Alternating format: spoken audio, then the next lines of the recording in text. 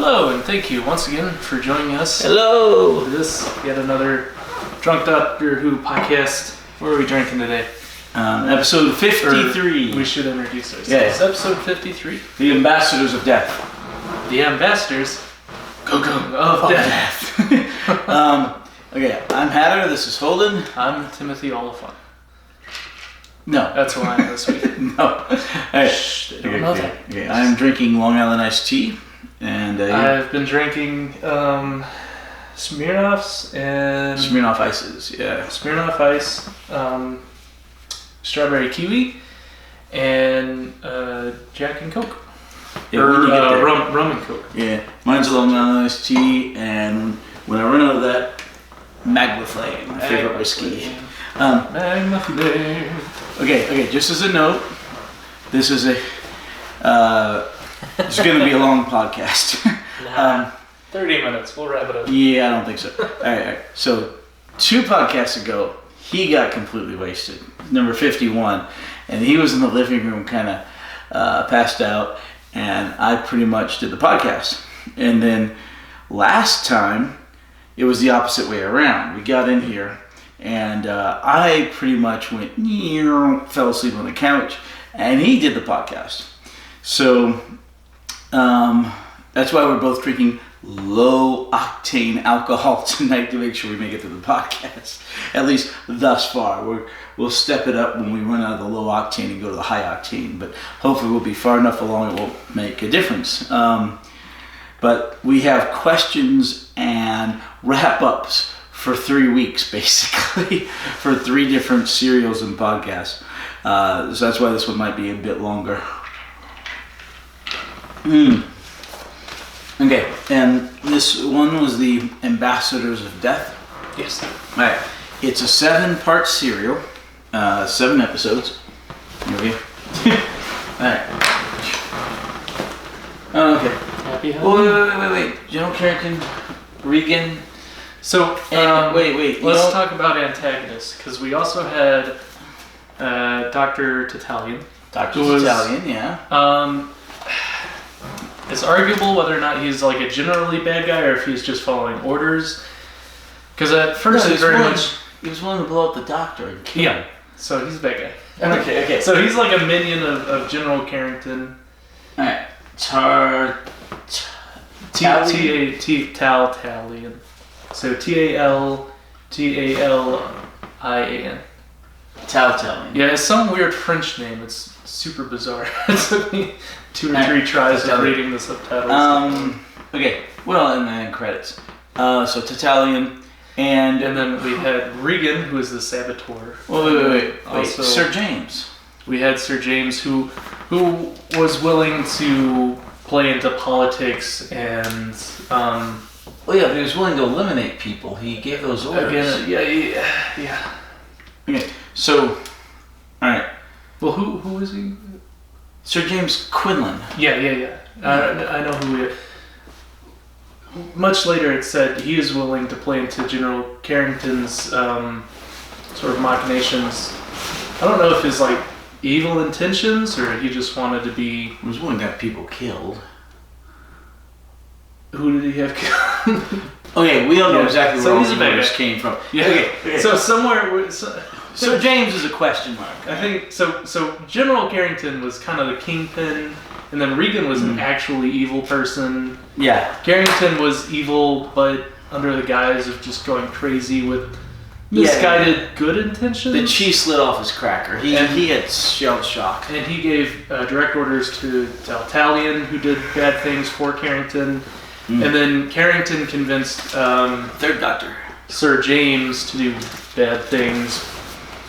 But James was playing into the politics because he wanted to be the first person to make contact with an alien species. So there's a lot of plot and politics and sort of... There's a lot going on. This literally could have been an 8 or a 9 or even possibly a 10-parter. It's in depth to where it's hard to pinpoint who exactly is the main villain because there's several different...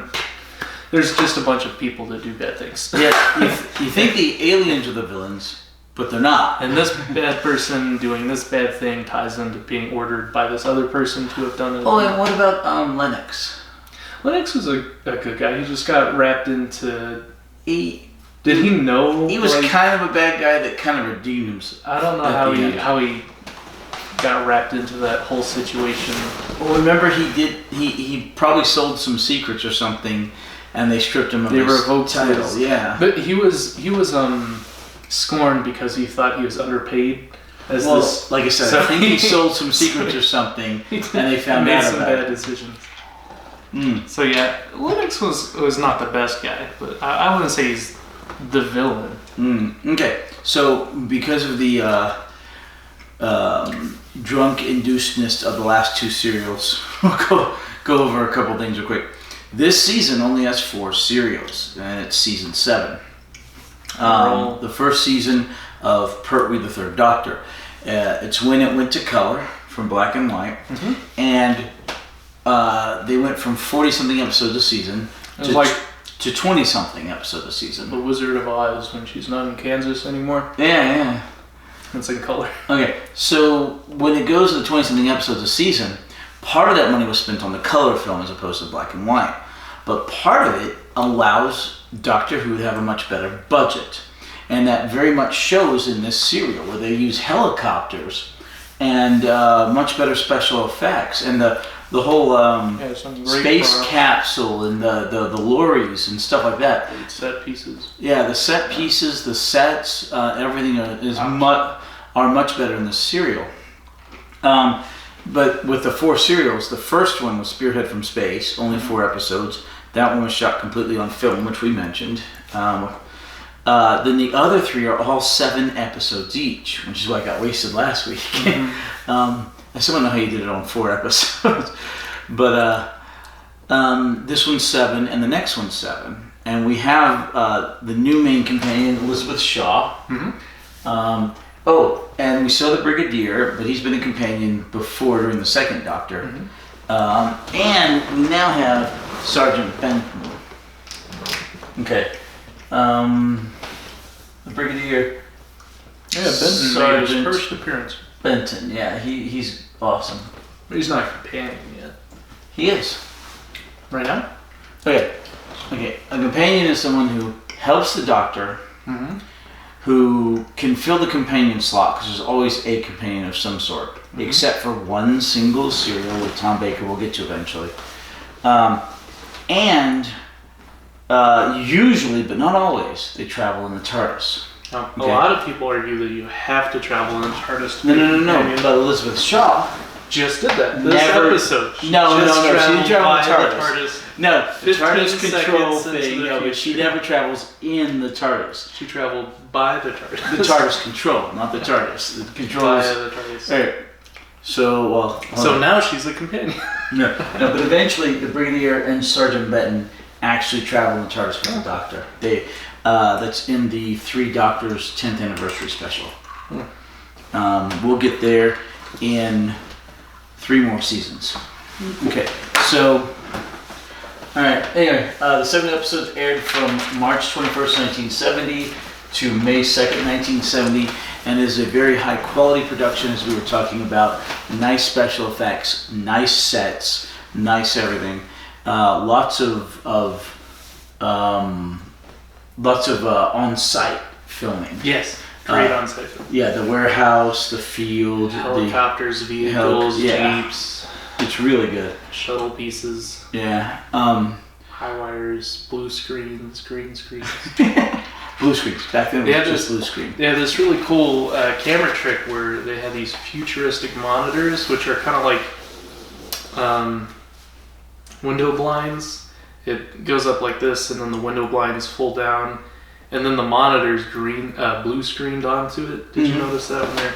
I thought that was a nice futuristic edit where the thing comes up, and then they fold down, and then the screen appears on it. But that was taking place in real time in the 70s, yes. Okay, so the plot of this is that we gotta talk about the editing. So, at the very beginning of the episode, they take the title credits and they divide it into 2 parts. So you have at the very beginning Doctor Who and you see the face of Pertwee like you do, but then instead of going directly to the title of the serial and what part number it is, what episode number it is, they instead do the recap from the last episode, the little bit that they redo, just to let you know exactly where they are. Then they do the ambassadors of death. It goes ambassadors of death, and then they get into the episode. Do they consistently do that, or was it a little? Because sometimes I thought they just like completely cut out the Doctor Who's face thing. I think on the first episode they did. It was just recap and then... Well, because the first episode didn't really have a recap. It just had an intro. Okay. And that first episode intro was... right, was the Rescue 7 going up to meet the Mars Probe 7. Yeah. It had like a... What would you call that? An intro. yeah, kind of like a preface to the serial. A preface, that's a good one. Okay. A preface. So it looks like at the beginning of this that there's a space control, a space center in the United Kingdom, not too far from London, that looks kind of like NORAD here in the US. It's inside of a mountain for some weird reason. And they have a rescue mission going on where Rescue 7, a gentleman there, is going up to meet some guys from Mars Probe 7. And Mars Probe 7 was a ship that went to Mars and was on the way back when it ran out of steam and the communications broke down. I'm glad you're covering the plot recap because there's a lot going on. So much so that they kind of added a character just to explain to the audience what was going on in a semi-fourth wall break, not really. So at first it's just this dude, he sits down. Reporter. Yeah, and he's talking directly into the lens of the camera to you as the audience, and he's explaining what's going on. And then later it's revealed that he's a newscaster, and he's talking to the camera, and then it shows him on the television. Yeah. But he's just there just to explain to you what's going on, because there's so much... And to provide a news feed at the end of episode 7. Later he's like in the plot. But... Yeah. But like I said, there's so much going on in this one, and it was so well done that it literally could have been 10 episodes, not 7. It could have been just like the War Games. Okay, so anyway, Rescue 7 is on its way to meet with Mars Probe 7. Now, this was in the 70s, in what was in the current day, and they had 5 or 6 or 7 Mars, trips, and this was the 7th one, and I'm like, that's weird because there hadn't been any Mars trips, but it was not set in the future. It was set in the then present day, which was odd, but we'll roll with it. Anyway, so the Mars 7 came back, lost communication. This is like a alternate type of... This isn't our universe, it's the Doctor Who universe. And in this, their present day Doctor Who universe, they had already gone through things like the Daleks attacking Earth and stuff. But that might have pressed them to have a more of a technological advancement, just like the Cold War kind of pressed people into space travel and exploration. Once they found out that there's like aliens and stuff in this alternate current day. Yeah, we can roll with that. So it's like when they were filming this, it was current day Earth, but not really. Okay. It's like current day Doctor Who Earth. Right, but the same things happen in our Earth and in Doctor Who Earth. Yes. Okay. Those are the fixed points in time. Okay. In 2008, when they're doing the British Olympics, the Doctor ends up running the torch a little bit in one of the episodes. Yeah, it is what it is. Anyway, so what do you call that? When there's a timeline, alternate branches off of the timeline.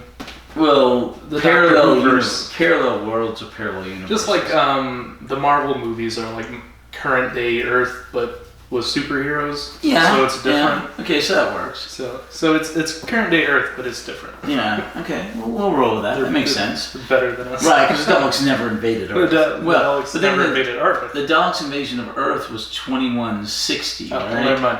Well, Cybermen had invaded twice. Current day because the Brigadiers. Wait, did I show the probe stuff and all the DVDs? I don't think so. I don't think so. I was too wasted. All right. So the Peter Cushing movies just came out on Blu-ray. Peter Cushing, yeah, from Star Wars. And remember, he did the. They named him that because it was Cushy Bottom. No, this guy was British skinny, like Cushiony. Yeah. No, he was a 2150 AD. But they just came out on Thursday. They were supposed to come out on Tuesday, but there were shipping problems. But they just came out on Thursday. This week, the two Peter Cushing movies that we've seen, which I have there on DVD, are now on Blu-ray. Also, I have been fleshing out my a bunch of Apocrypha, stuff that was done by third parties.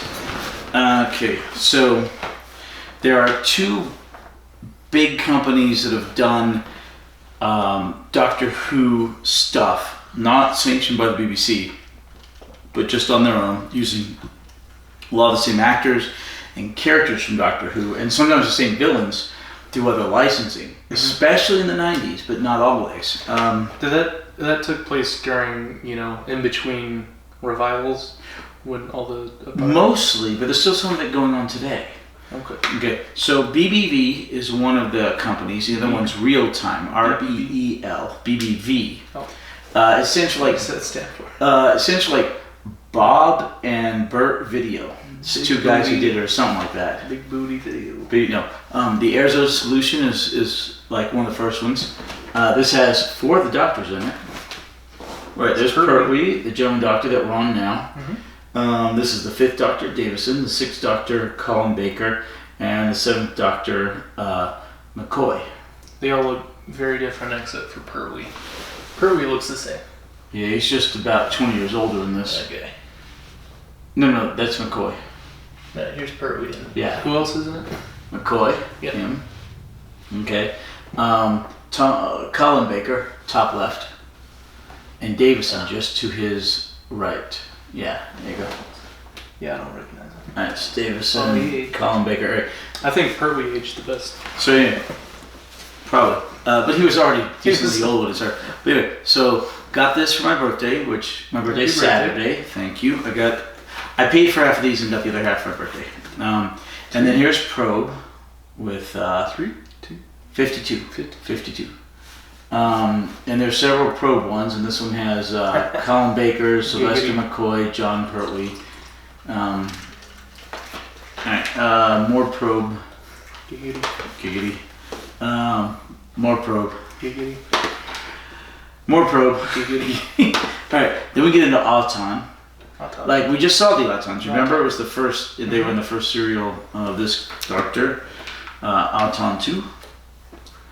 Let's see, Auton 3. Zygon. You haven't met the Zygons. They show up first in the 4th Doctor. Is that what your minifigure is? The what? Do you have a Zygon minifigure? No, that's a Weevil from Torchwood. Alright, and then the latest Probe When to Die. Giggity. Okay, so this company did the Zygon series and the Probe series and those other 2. And they also did the Stranger. Mm-hmm. I don't have the Stranger yet. I will have to pick those up next year. And those don't conflict with, like, the Doctor Who mythos? I don't know. I haven't watched any of these yet. Oh, I just got them. Are we going to watch those for the podcast, or is that... Yeah. What we're going to do is... Remember, I've got that huge watching order.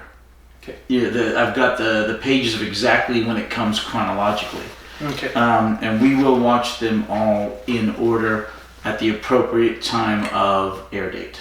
But they could conflict with... I don't think they do, because they want to stay as much to the story as they can. Mm-hmm. But we won't know for sure until we see them, and I will probably watch them before you and I watch them, just to see them. They weren't like BBC canon, so when they revived it after that... Okay, they could have written something that In conflicts. theory, yes. But there's 2 points to note. One, the BBC has never declared none of these non-canon.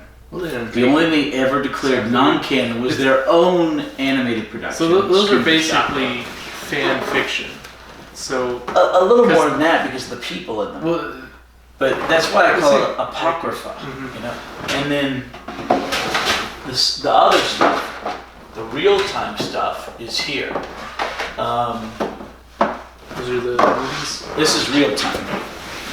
The Wartime Chronicles. Look, Sergeant Benham. We just met him That's tonight. There you go. That's Sergeant Benton.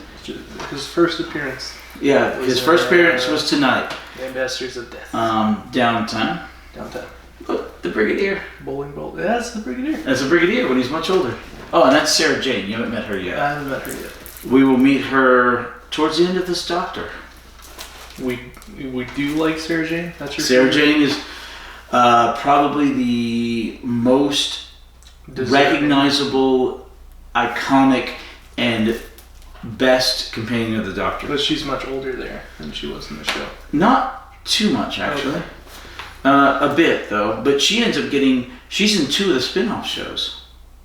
K9 K9 and Company and Sarah Jane. and Sarah Jane Adventures. She had her own spin-off shows. Sarah Jane Adventures. And we're gonna watch those too for the podcast. Yes, when we get there. We're going to Did watch your those. regular watching group watch the Apocrypha and the spin-offs? I haven't gotten there yet. Oh, The okay. regular watching group, Oh. which is right there on Full So Circle. they're not to the... Almost at the end of the 4th Doctor, right? Okay. Okay. So y'all aren't through the No. pre-revival stuff. Okay, with the exception of the Peter Cushing movies, which that group has not watched, but we're about to now that I have the Blu-rays. Mhm. But we have watched the... We have watched those First because movies. Well, actually, we're doing it in better in order. We've only watched one of them. What? Remember, we figured that out. We never watched the other movie. We watched... Wait, did we? We never watched the other one. This is like the 3rd time we've talked about it. So we watched the first movie Yeah. because we had that one serial that was like 2 episodes. Yeah. So that's when we watched the first movie, which was the Daleks' planet with the guy who wasn't a Time Lord but happened to be The Doctor, Who. And yeah. so we watched That that is movie. Peter Cushing. Yeah. Yeah, and we haven't watched the other movie. Oh, Which is, well, we'll have to watch that. what, Okay. oh, it has something up. Yeah.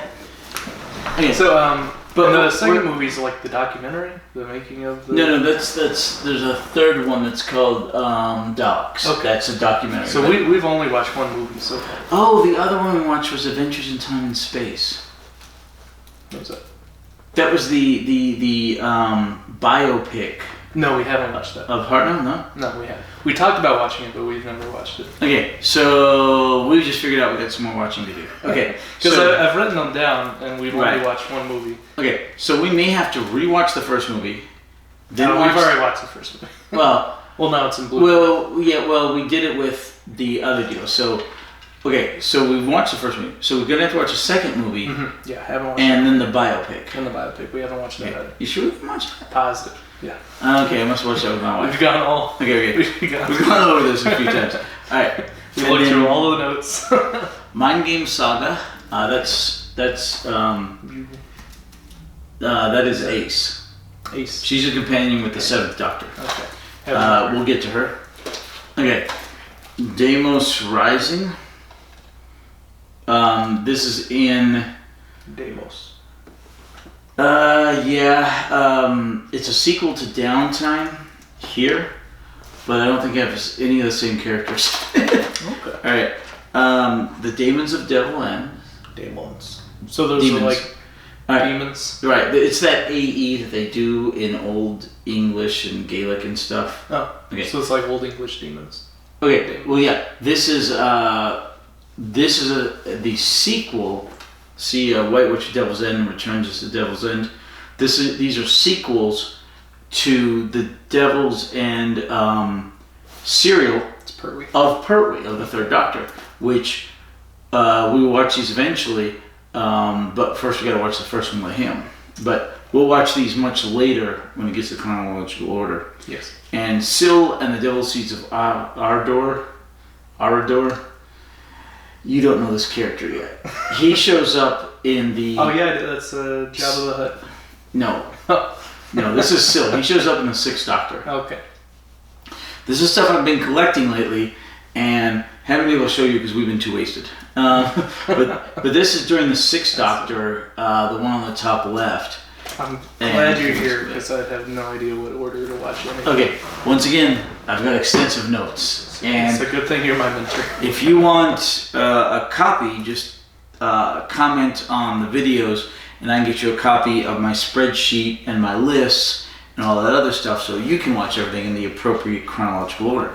We should, we can toss that up on like a Google Doc and then just put a link to it in the description or something. We should have a link dump in the description of the videos to link to what we're talking about. And we could have a link to your Google Doc of the... I don't have it on Google Doc. You can scan it in real quick. We could put it, I guess we could put it in, yeah. Copy paste. Copy, something like that. Okay. Eventually we'll have a link dump. So whenever we're drunkenly rambling about something and you're like, what on earth are they talking about? You can go check it out. Maybe I can put a link to it. Oh, and I've been putting we've got the intro to the show now. Yes, I've been putting it on very all the old laboriously. episodes, slowly but surely. I don't know how you do that. Well, it's not worth it. it takes 10 to 12 hours to do one, but it does decrease the file size due to compression, which helps with the storage. Oh. This one will have it, and we've had that for a few, 4 or 5 episodes. Mm-hmm. But all the early stuff doesn't have it. I don't want to re-upload it because we'll lose our view count and stuff like that, and the dates. It'll be out of order. Yeah. So we're not going to go back and do it on YouTube, but I'm redoing it for all of those so that in the future, for any other platform, we will have the Drunk intro there. Doctor Who website and etc. No, that website. I think we're on BitChute or something, but for whatever other platforms we get on. And I finally took the episode 42 or 43, whatever it was, and put those together with the intro in front of it. Which you might have to do with this. This podcast may be so long that we have to do this part, recharge the battery, and then come back and do part 2 much later tonight. We should get a spare and we can just swap out the batteries. I thought about that, but we've never finished off the battery before. We never have. We finished off the memories. I hadn't deleted stuff, but not the battery. We used to have it just plugged in, but it'd make a humming. That was just the first episode. So we've got that on there. If you, don't worry about the humming. We fix it for episode 2. All right. Okay. Anyway. So much news we caught up on. What? Let's talk about BitChute. That's just another video streaming platform, like another YouTube. Kind of. They don't have some of the problems YouTube has, but what you do on there is you link it to your YouTube account. I don't have to upload anything there. Oh, that's awesome. It goes to YouTube and it downloads stuff over time, and so it's been pulling our videos from YouTube over to BitChute. Well, that's amazing. So if we ever get best service ever, if we ever get scratch from YouTube, permaban for something, for showing our feet, then we're on BitChute and non-monetizing topics. Things they don't like when I went on that rant about Captain Marvel or whatever, or nipples or whatever, but curse words. Just a few, but all that stuff has been taken over to, I don't know, I haven't looked on there lately, but I think it's got most of it. I think it's still downloading it slowly. That's awesome. It's in little packets or whatnot, Mm-hmm. I'm a big proponent of being discoverable on more than one platform because what if YouTube goes down tomorrow? Or what if they do ban us or something? Yeah. That's our first main platform, but if you have any other suggestions for platforms that we should be on, let us know, and we can either link it to download from YouTube, or I can start uploading the videos there, and I'll have the intro. I'm a big fan of websites, like just having a place on the web that people can go and always find you at, because a lot of really huge content creators, their entire identity is YouTube, and they'll have a website and they'll just redirect you to their YouTube channel. But like, you know, people get banned sometimes by accident. Well, They just don't have a place. not necessarily by accident, but yeah. Yeah. But By algorithms. I actually think we have more views on BitChute than we do YouTube. Oh, cool. Yeah. I didn't know that. I'll have to look up I've never seen our BitChute thing. Foam. There we go. Is that a plastic bottle? Yeah, plastic. Alright. But it's only the 25 proof. It's very low octane, which is why I drank it tonight to make sure we made it through everything. Now yeah, I you're have to go to sober because I Magnify. have no idea Okay. how to recap this Okay. cereal. Anyway, so Rescue 7, if you remember right, we're at the very beginning of episode 1. Before the end of the credits. Okay, so Rescue 7 goes up to Mars Probe 7. They kiss and there's They romantic music. dog with it, yeah. There's romantic music playing and they... Okay, so anyway, the guy went up, the astronaut went up to get the other two astronauts, right? Mhm. He's like, okay, I'm docking, okay, I've done this, Yeah, we're putting oxygen in the corridor, it sounds like there's somebody on the other side, and then... Charlie Van Leyden went up to rescue Lafitte and Michaels. Right. Those are the astronauts, the three astronauts. Yeah. So anyway, then he goes in, you hear a little bit of a scream, and then it cuts off audio. And then that's literally where the credits come in for that episode. This is the first time they do the pre-credits intro, and it's pretty effective. We haven't seen hide nor hair the Doctor. We don't know who the ambassadors of death are. We don't know who the bad guys are. Nor do we for a while. Nor do. Well, I'm still curious. we know who the bad guys are, but it's not the ambassadors It's of death. So anyway, it just so happens that the Brigadier is at the Space Center. Yeah, I said that in the third Doctor. Yeah, I need to get a frame for it. Shows that the Brigadier's at the Space Center because he is concerned because we might be dealing with an alien life. And the Brigadier, as a member of UNIT, has the capability to be there. And he keeps talking to, what's the main guy's name? Which one? Oh, Cornish. Cornish. He has this great mustard yellow. I wouldn't call it mustard yellow. Cornish yellow. Yeah, he's got a yellow suit, but the guy is really good looking. He has a fantastic voice. Love his voice. Him and Van Leyden. Him and who? The astronaut that went to rescue. Oh, yeah. So Cornish is in charge of the Space Center. I like Cornish. He's a cool guy. Yeah, he was cool. He's very calm and collected in all situations. He's cool. So he's talking to the guy, and the Brigadier's asking questions, and Cornish goes, okay, whatever, I'll ask. And they get information, and at the same time, the Doctor, who is fiddling in a garage with the TARDIS controls, because they took away his TARDIS, and he's trying to fix it. Remember the Time Watch took away his TARDIS. And it looked like the TARDIS interior had turned into a living room. I was confused. Well, yeah, because he took the TARDIS control out of the TARDIS. Like he put a wallpaper in the TARDIS. Well, no, it looked kind of hippie-esque, you know, very 70s, which it was. So he's trying to fix the TARDIS controls. He sends Liz forward in time 15 seconds, and then himself forward in time 15 seconds, and then she shows up, and then goes forward in time another 15 seconds, and then he pops in, and they're like, oh, okay, and the Doctor explains that the circuit had fried or whatever, you know? Which I guess if you really wanted to, like you said, she's now a companion. Well, she was a companion anyway, but yeah, it sort of solidifies it. But like I said, there are companions who never travel in the TARDIS. She is one of them, although she does briefly time travel with TARDIS controls. But there are others who never travel in the TARDIS. Mostly they're one-shots from the modern era. One-shots. Companions are only there for one episode. So how are they a companion if they're only there for one episode? Because they fill the companion slot of helping the Doctor. So if you're on only one episode, and you don't have to travel in the TARDIS, then like everyone that helps the Doctor is a companion. No, because it's the one person who is there specifically to help the Doctor. They fill the companion role. We've talked about this before. Yes. Yeah, we have. I just like you like I play devil's advocate. Yeah. But in the modern stuff, especially in the specials, there's remember there's 26 seasons. The TV movie, series 1 through 4. Yeah. The specials. There was a whole year of 5 different specials, going from 08 to 2010. Christmas 08 to New Year's Day 2010. So just barely over a year, but it crossed into 3 years.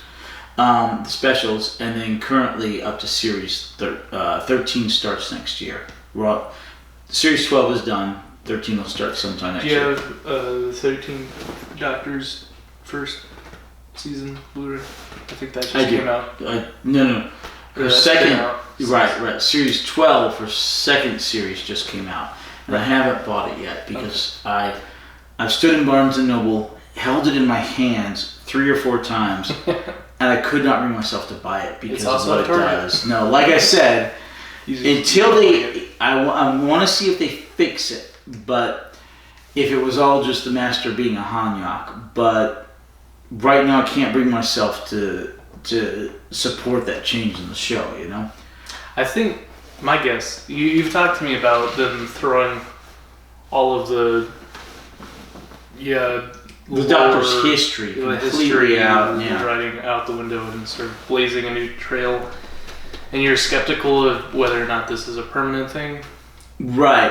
I'm hoping that it's not. To me, I bet it is. I bet they're rewriting the whole backstory of it. That's the end of the show. Then we're going to look at another hiatus. Because nobody wants that. Is that the general consensus of the fan base? More or less, yes. Like it. It's the social justice warrior crap we've talked about. You know, I mean, the Doctor is now female. I'm like, whatever. I bought Whittaker's first season. Series 11. Not great. Not the worst thing in the world. Because the Daleks are back, right? Only not in that series. They show up for the Christmas special, which I have. I have the Christmas special. In fact, there were no recurring villains in that entire series 11. They wanted to do new stuff, but the villains were not good. So they make fun of Trump. They've got a Trump-esque character in there. You know, men are bad, men are bad, men are bad, and they go through the whole season with men are bad.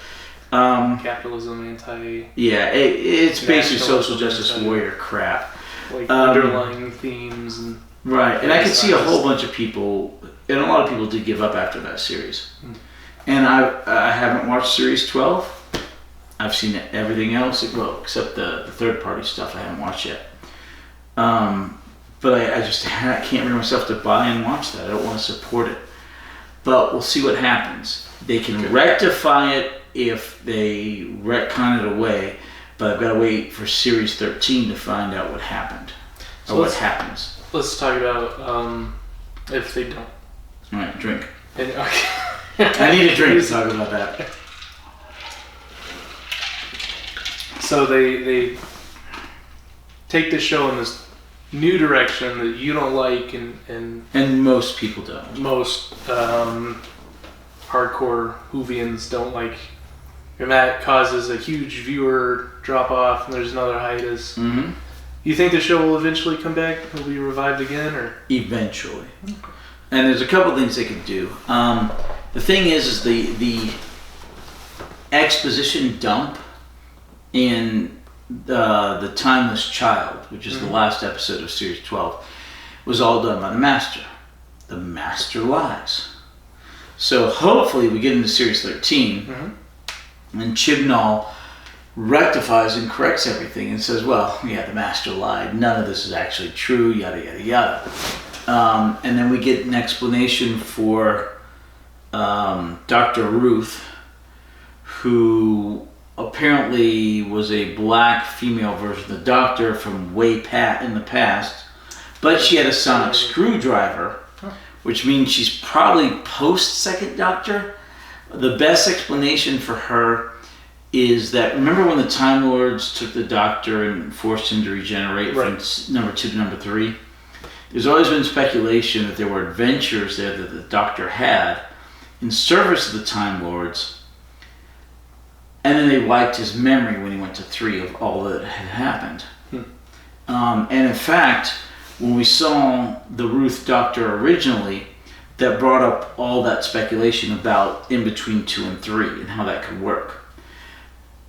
It throws the numbers off for the regeneration cycle. We've always had this rule of the 13 regeneration cycles, right. But always been right. But in theory, they could have given the Doctor an extra regeneration or 2 or whatever was in there, right? So they can always do that. So that's kind of like a rule of thumb for most Time Lords, right? Is the 13 regenerations? 12 regenerations. 13 incarnations. Yeah. But there's always exceptions to the rules. Yeah, and that was established well back during the 4th Doctor, when the Time Lords gave the Master a brand new set of regenerations to help them. There is significant precedent for that. You haven't met the Master yet. You're going to meet him really soon. He's kind of like the toy maker. The Celestial toy maker? No, he's more of the Doctor's individual archenemy, as opposed to the Daleks being an archenemy, but they're multiple. He is and was designed to be the Moriarty to the Doctor's Sherlock. He's just as brilliant as the Doctor. He's also a Time Lord like the Doctor. And originally, he was going to be the Doctor's brother. Oh. But they wrote that up. Well, Roger Delgado, who played the original Master, died in a car wreck before they could write that story. So that was never made canon. Which is a really good thing, because a later version of the Master called Missy, when the Master regenerated into female as a... When did that happen? That's during Capaldi's Doctor. Okay. So that's like series 8 or 9.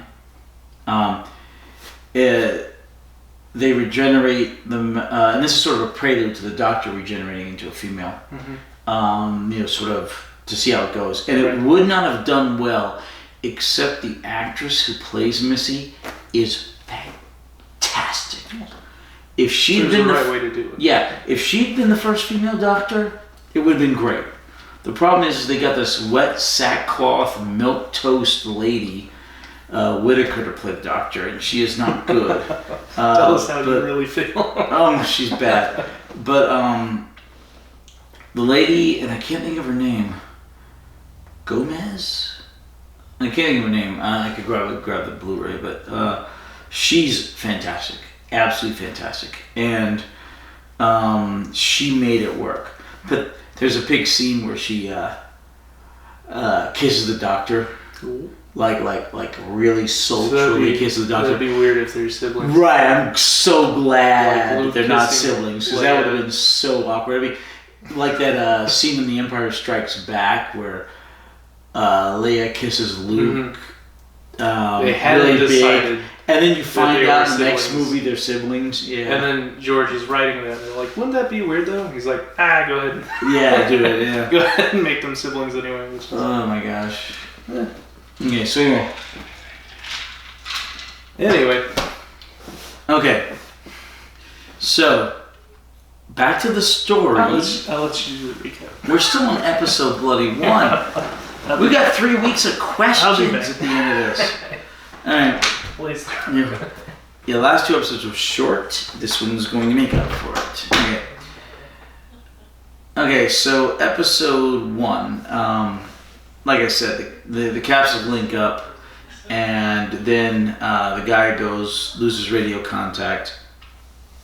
And then there's this incredible screeching, like,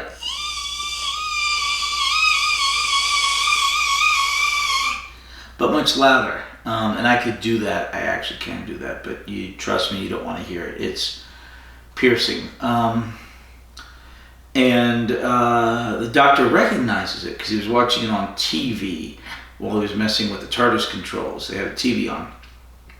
The Doctor's like, I know that, I've heard that. So he heads with Liz to the Space Center to find the Brigadier. And try to figure out what that signal was. They get there, and they literally manage to just scrape in.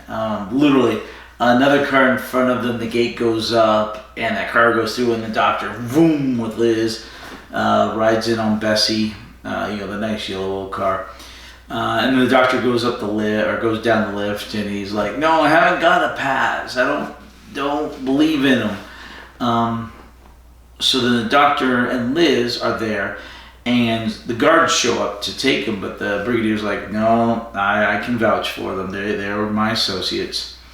And the doctor goes to Cornish and says, "Look, I need a copy of that signal, and I need access to your computers." And Cornish is like, "Who are you?" And the Brigadier's like, "This is the doctor, let him do it." And the doctor's like, "Look, the signal's going to repeat, and I need a copy of it." Cornish doesn't believe him. And when Cornish doesn't believe him, the doctor's like, "Yeah, he's an idiot." Which actually is far from the case, but I think Cornish wasn't used to being accosted by random strangers in his own space center. So then just a few moments later, the message does repeat. And Cornish is like, "How the heck did you know that?" And the doctor's like, "Well, because I recognized it as a message." Yeah, there you go. Cool, we get another one. Alright. Is it a twist off? Yeah. Okay. And so, so then finally Cornish. So am I. You're a twist off? Alright. Yeah. We don't have to worry about being demonetized. We've got no monetized. We got like 22 subscribers. Alright. It's pretty good. Yeah. I think it's friends of ours who just want to laugh at us when we get drunk. Yeah. But I'm cool with that. We have no shame. Or at least I don't have any shame. No shame. No shame. Okay, so the doctor convinces Cornish with the help of the Brigadier that he's there to help. And finally, Cornish believes him with the repeat of the signal.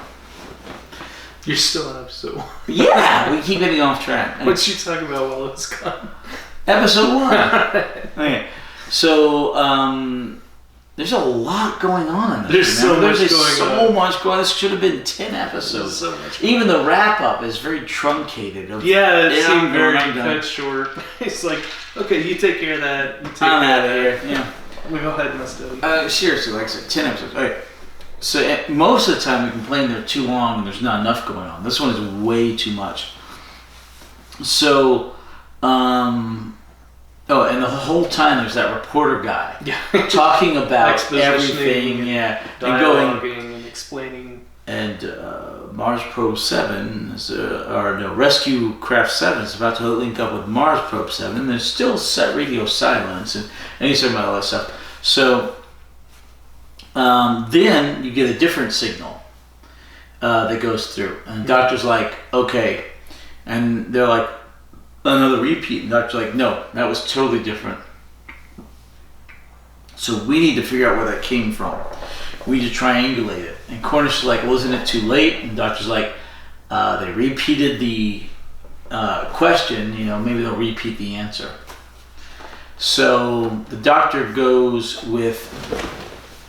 to see Taltalin, Professor Taltalin, to go to try to get some computer time, and he's ordered to give him whatever he wants. The Brigadier. Okay, so eventually have we moved to episode 2 yet? Are we still in episode 1? When they go to the warehouse, even the warehouse, and have the big fight. Yeah, that's the very end of episode 1. Okay. Oh yeah, because it's holding the gun. Yeah. Okay. And then so this is all still episode 1. the cassette tape, I still don't know what happened. That's further down the line. It's further down the line. Well, when Tatalian's wanting the tape. Oh, okay. So there are these messages that are being sent or received, they're triangulating it. And then so Unit finds where the messages were being beamed from. Right, so they move the in. repeat of the answer. Yeah, and meanwhile the doctor was on his computer trying to like crack this code, right? Well, yeah, he's trying to decode the message. But anyway, so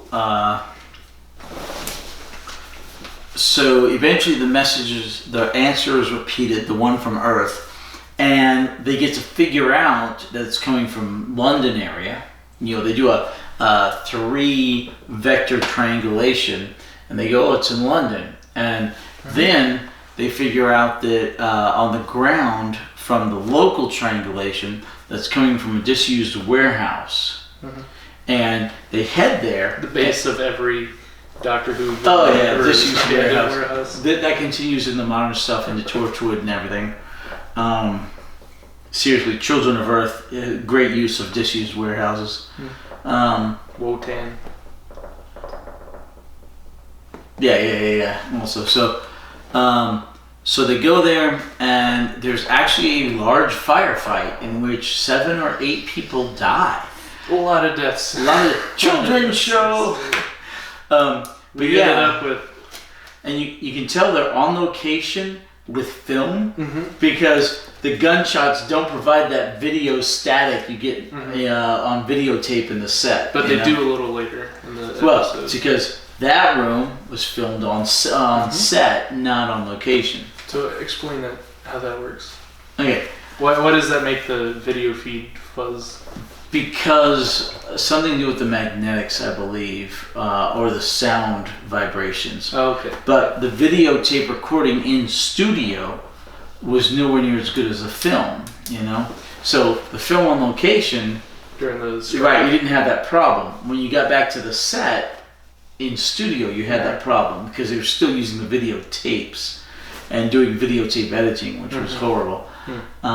So you have basically just taking the tape and cutting it and splicing it together. Yeah, in many cases, exactly. So you had the big video, you had the big fight, and several bad guys die, and several unit members die.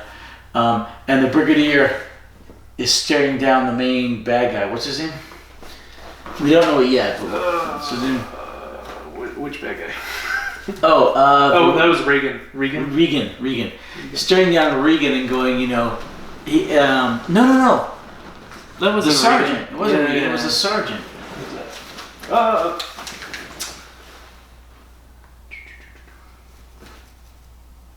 Keep going, I'll find it. Okay.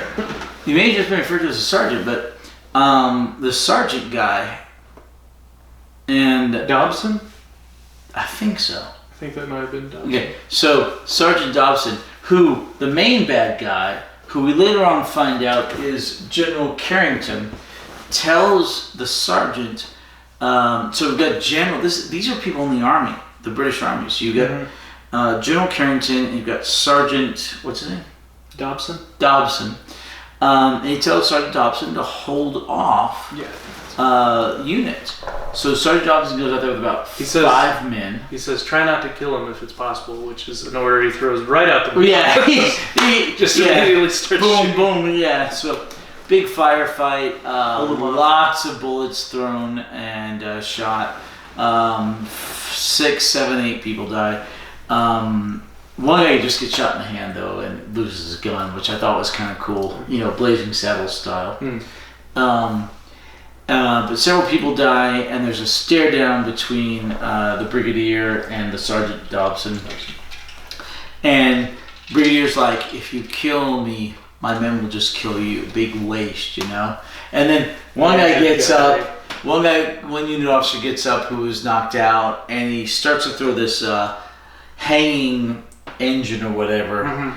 But the Brigadier says now, so Dobson turns around and ducks, and it's a very uncommon mistake by the Brigadier. So then Dobson leaps forward, they get in a scuffle, the Brigadier loses his gun, but Dobson still has his. Dobson goes up the stairs, points at the Brigadier, episode ends.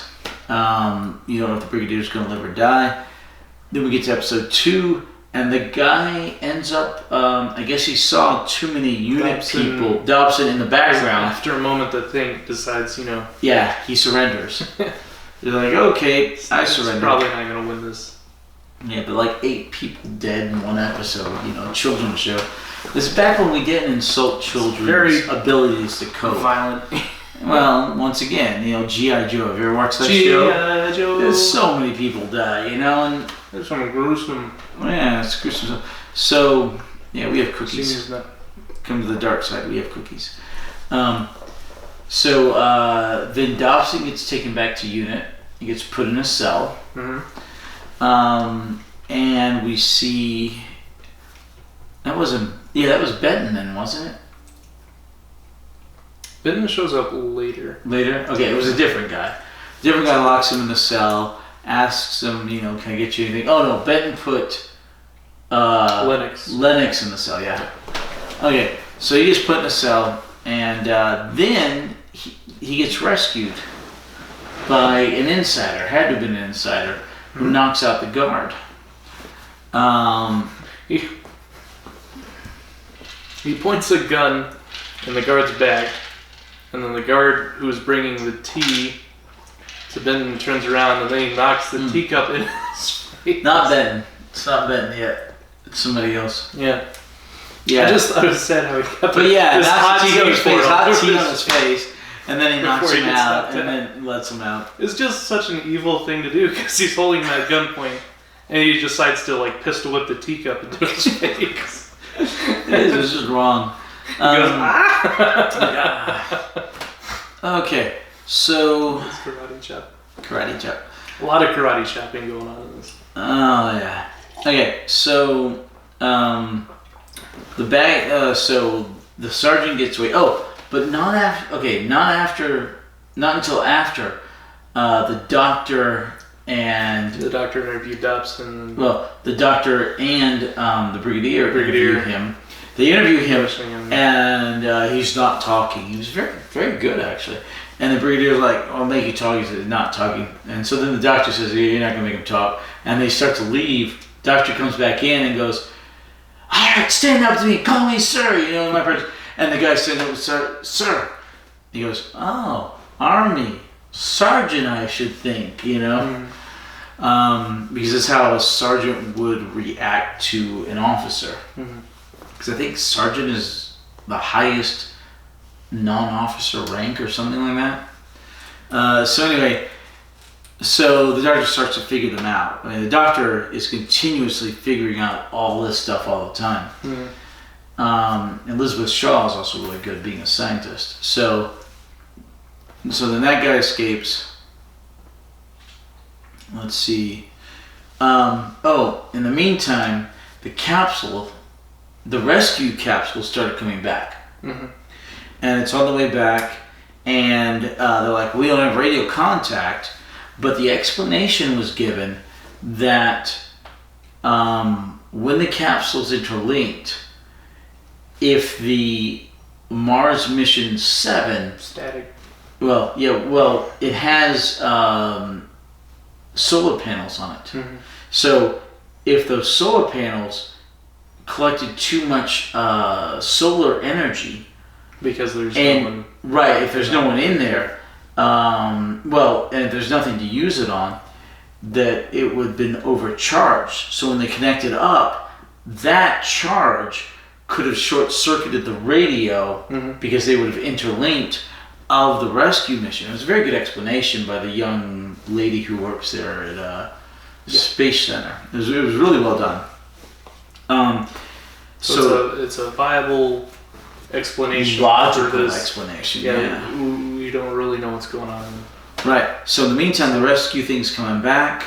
Normally it would have done an orbit or two to determine the trajectory before it landed, but they came in kind of fast, kind of hot. Didn't do that, but it managed to be more or less, not exactly, but more or less on target. And it lands in a field, and then the guy got rescued, and the doctor, the brigadier, and Corwin, what's his name? Who? The Cornish. Cornish, and some guards go out to meet it. They go out and they find it, and Cornish is connected into a microphone into the space capsule to talk to him. And he's like, "Hey, are you there? Can you hear me?" And they're not responding. And he's like, "Well, there's a couple possibilities. We can't seem to get in." And Dark's like, "Well, maybe they locked it from the inside," which apparently is possible. And Cornish is like, "Well, we can't cut them out. That might endanger them." And so the Doctor suggests taking the whole thing back to Space Center and doing whatever there. So it was really cool. So this whole serial is just jam-packed with information and action. Yeah. And it seems really full, but in episode, what is this, 2? It's just 2 to 3? Really cool kind of decompressing moment where it has this sort of montage of them loading up the space capsule, and you get to just take a minute and you get to enjoy this music and just like the Brigadier taking charge and Cornish doing their thing and they're playing music and you get to enjoy the set pieces and they have this helicopter show up out of nowhere. Yeah, big helicopter starts to attack them. Yeah, after you have this few minutes of just decompression and you get to see them take off and then the Doctor's car stall and then everything hits the fan again and then it's just like... Well, big action scene. Pedal to the metal. Big gunfight, yeah. So we'll go use the restroom. Okay. I'll be right back. You keep explaining. So, my turn. This helicopter shows up out of nowhere. It stops dropping these tear gas bombs. Yeah. So we have this what do you call it? Just a conveyor line of a procession, kind of a convoy, where they had this big truck that they loaded the capsule on. They had the military jeep, and they had a couple of motorcycles escorting it. So it's just this convoy of vehicles going down the road, and this helicopter shows up and it starts dropping tear gas and these like smoke bombs, and it's clouding their vision. They can't see where they're driving anymore, so the motorcycles veer off and everything just turns really chaotic all of a sudden. And the Doctor has no idea this is going on because old Bessie, his vehicle, stalled just up the hill, so they went on without him. So the Doctor's there doing whatever, fixing Bessie, and this really chaotic scene's playing on, and the helicopter lands, and these guys in these like weird, ominous looking sort of skull opera, Phantom of the Opera-esque kind of little gas mask pieces jump out of the helicopter, and there's this whole kerfuffle that takes place, and they're fighting with these unit soldiers, and they're getting, it's all cloudy and smoky because of bombs they dropped. But what eventually happens is in the chaos, they overpower the unit soldiers, they steal the semi, and they're taking it down the road, and the helicopter takes off again.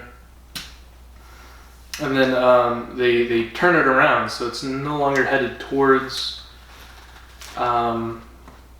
the space station. It's headed, they're hijacking the semi, and they're stealing the space capsule with the astronauts in it, or the door that's locked from inside. We don't really know what's in it yet. But anyway, as they turn around, they come across the Doctor, and right away the Doctor recognizes, oh, that's not unit. There's no soldiers. It must have gotten hijacked. So he comes up with this really quick-witted plan he pulls Bessie, kind of in front of the 2 lanes, and he's blocking the highway. And they stop and they're like, move this vehicle, because they don't know who the Doctor is yet. And he's just some random dude. And the Doctor goes, oh, you're going to have to help me move it. I can't. It looks like it's stalled. It's blocking your path. You have to help me push it off the road. So they get out and they're helping the Doctor push Bessie off the road. And the Doctor, in his Doctor-mobile, his Hoopy Bessie-mobile, has installed all these sort of gadgets on it. So he has this anti-theft device that he flips on, which has this weird magnetic field where, they're pushing the Jeep and all of a sudden their hands are stuck fast to it. The Doctor says, don't worry, the field will wear off eventually, but you're stuck there. So I'm gonna take this, capsule back to the space station, and that's exactly what he does. And he meets up with the Brigadier, and he returns the space capsule, and they set it up in the space station, and the Brigadier's super confused. He's like, where'd you come from, and why is the capsule here? And I thought, I saw Bessie on the road, and I feared for the worst. And the doctor said, yeah, did you see two angry guys attached to it? And he's like, no, just the car. And he's like, well, the magnetic field must not held them for very long. But the two guys got away, and the helicopter got away, so we still don't really know who the villains are or what's going on, but, a lot of different things are at play here. So they set up radio contact with the capsule again, and it was Cornish that was talking to him. He's asking questions, everything okay in there, and he just keeps getting this single line response of, "We need to be cleared for re-entry." He's like, 2 lines, yeah. We're not cleared for re-entry. We're not cleared. You need to be cleared for re-entry. You tell me how the doctor managed to trap the two guys. He talks about Bessie and the anti-theft device. It's frozen. Frozen solid. What is it? Oh no, it's whiskey I was drinking last night, and I had ice in it. Oh, okay. And then I fell asleep, so the water diluted it. Yeah. So it got enough water that it froze when I put it back in the freezer. So now you can put that much alcohol on it and have like a big ice cube. And it will slowly melt. There you go. To go with yours, yeah. So where in the world did the aliens get a tape recorder? That's what I want to know. We don't really know what happened in space where... No, we do know. We do know. It's explained later. It was General Carrington. So they cut open. So they're trying to make contact with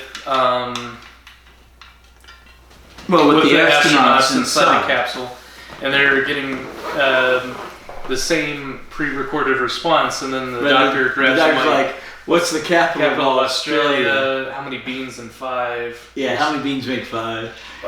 What's a bean? How many beans make 5? Well, you saying 5 beans make 5? Yeah, 5 beans make 5. But he's just trying to ask him questions to determine. I do the same thing. The automated phone calls. It's like cat, bridge, automobile, just to see if they change any of what they're saying. No, yeah, robots are so weird. Yeah, if they don't change any of that, then they're just automated. They have voice recognition, and they have like these pre-recorded responses, and they can fool you, man. They're like, and you're like, is this a robot? And they'll have these pre-recorded responses like, oh, do I really sound that? Well, that's why you ask them things like, what's the capital of Australia? Are you? They're like, and the doctor's like, cut it open. Yeah, he's like, cut it open. Okay. So they cut it open, and that's the end of episode 2, right? Yeah, as they're cutting it open. So they cut it open, and then we get to episode 3, and they find the tape recorder in there, and no people. And then they're like, well, where are the people? Who flew it down? And turns out that they realize that he's like, the Brigadier's like, it was guarded the whole time. And Cornish was like, well, except for when your men forced us out of here to do the clearance check, security clearance check. He's like, what? My men didn't do that? He said, oh. So it turns out the bad guys had shown up. That's where the tape recorder came from. Right. Okay, that makes sense. They planted the tape recorder and then locked it back up. Turns out the bad guys... Which, how did they lock it from the inside again once they took everyone out of it? Because it was locked from the inside.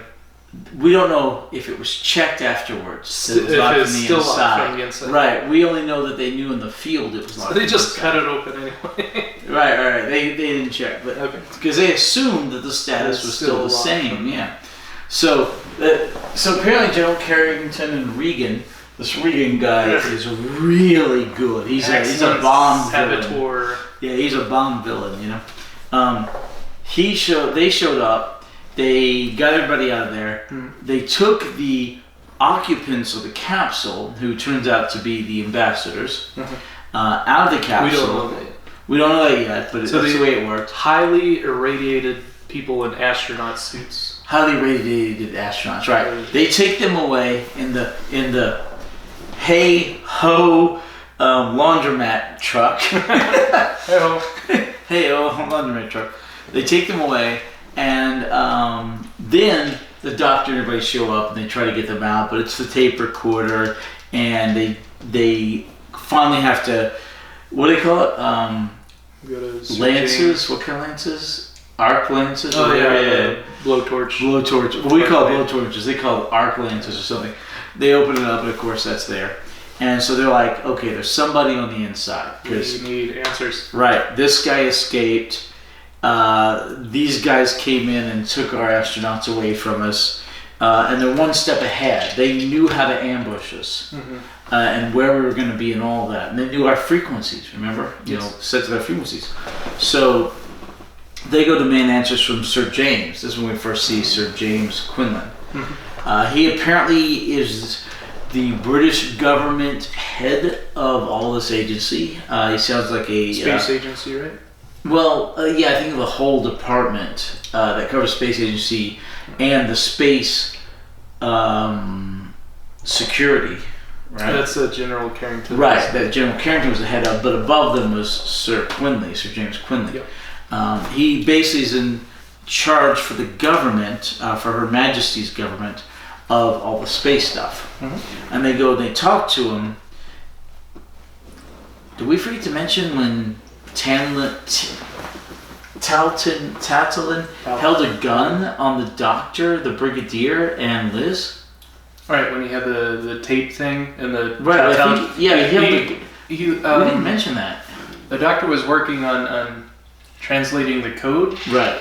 And Tatlin was ordered, he can't find out what had been said, so something confusing happened, and Tatlin pulled a gun on the doctor, and he said... And Liz. Yeah, he said, give me that tape, and the doctor said, here you go, and then it disappeared. Yeah, he quantum shifted it.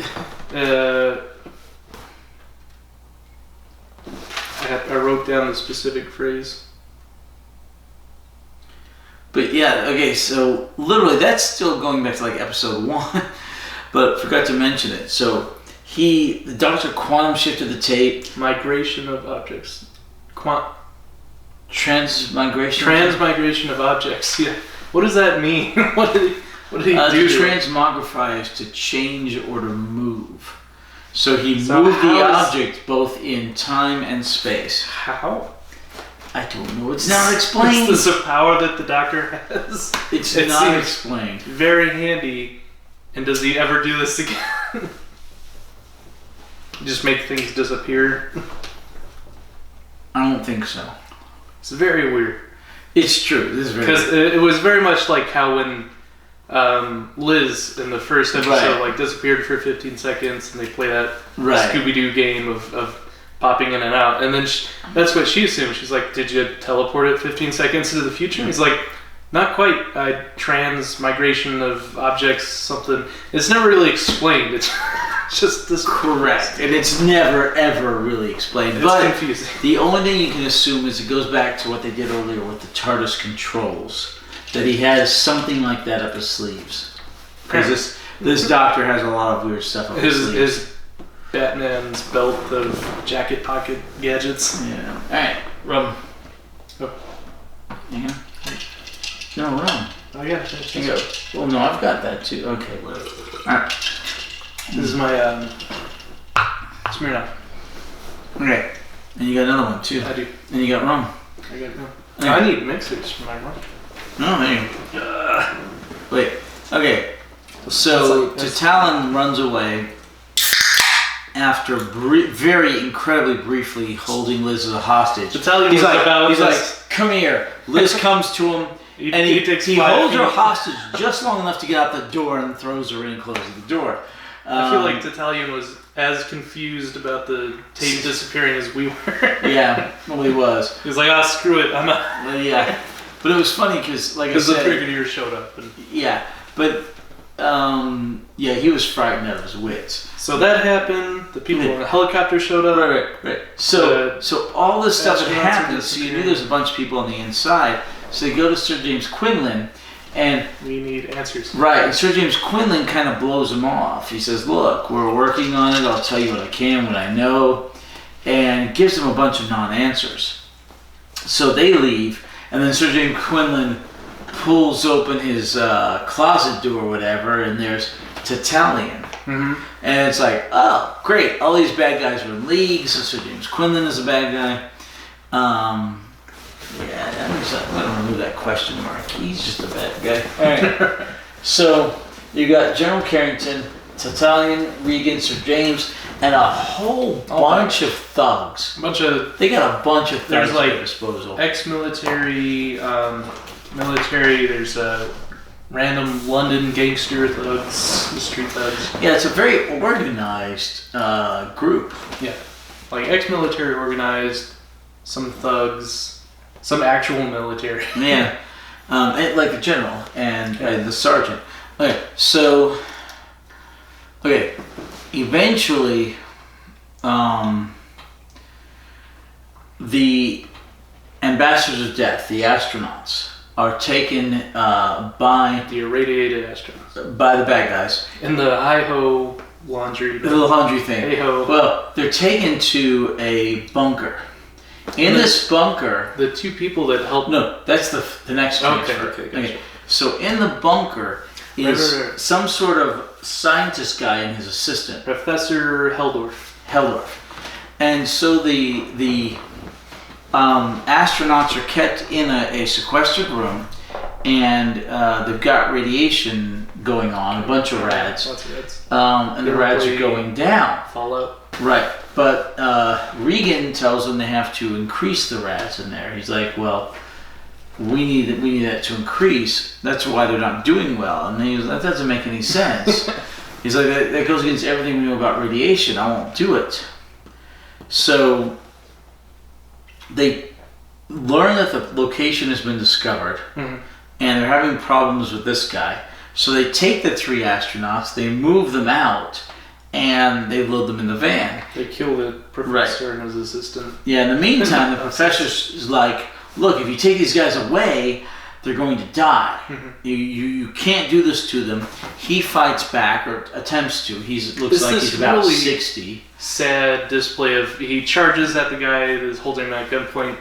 He pushes him off, charges again, pistol whip, charges again. Yeah. Eventually the guy just shoots him. And then the assistant picks up a stool and tries to hit the other thug. He gets shot too.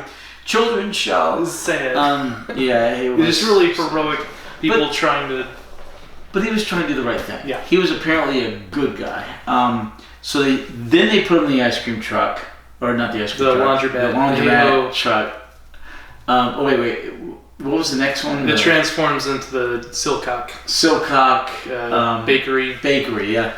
So they put him in there, and Regan tells a couple of the thugs who killed them, well, why don't you get in the back with them? And they're like, what? He said, you got your guns, right?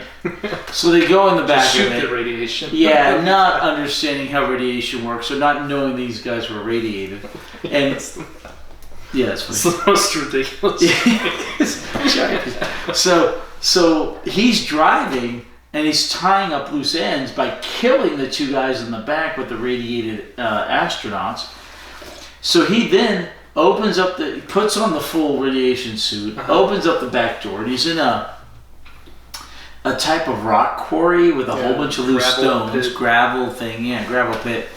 And he pulls their bodies out of the back of the lorry, puts them into the gravel, and then crawls up and scoots a bunch of gravel on them so they're not found. He's just such a cold, calculated character. Methodical.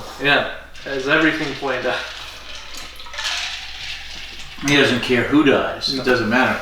And he ties up all loose ends by killing them, which is the problem with the evil. Never be an evil guy's henchman, because they will kill you. Less shares. Yeah. Less share. So he kills these 2 guys, puts them in the gravel pit. Then 2 more deaths, children's show.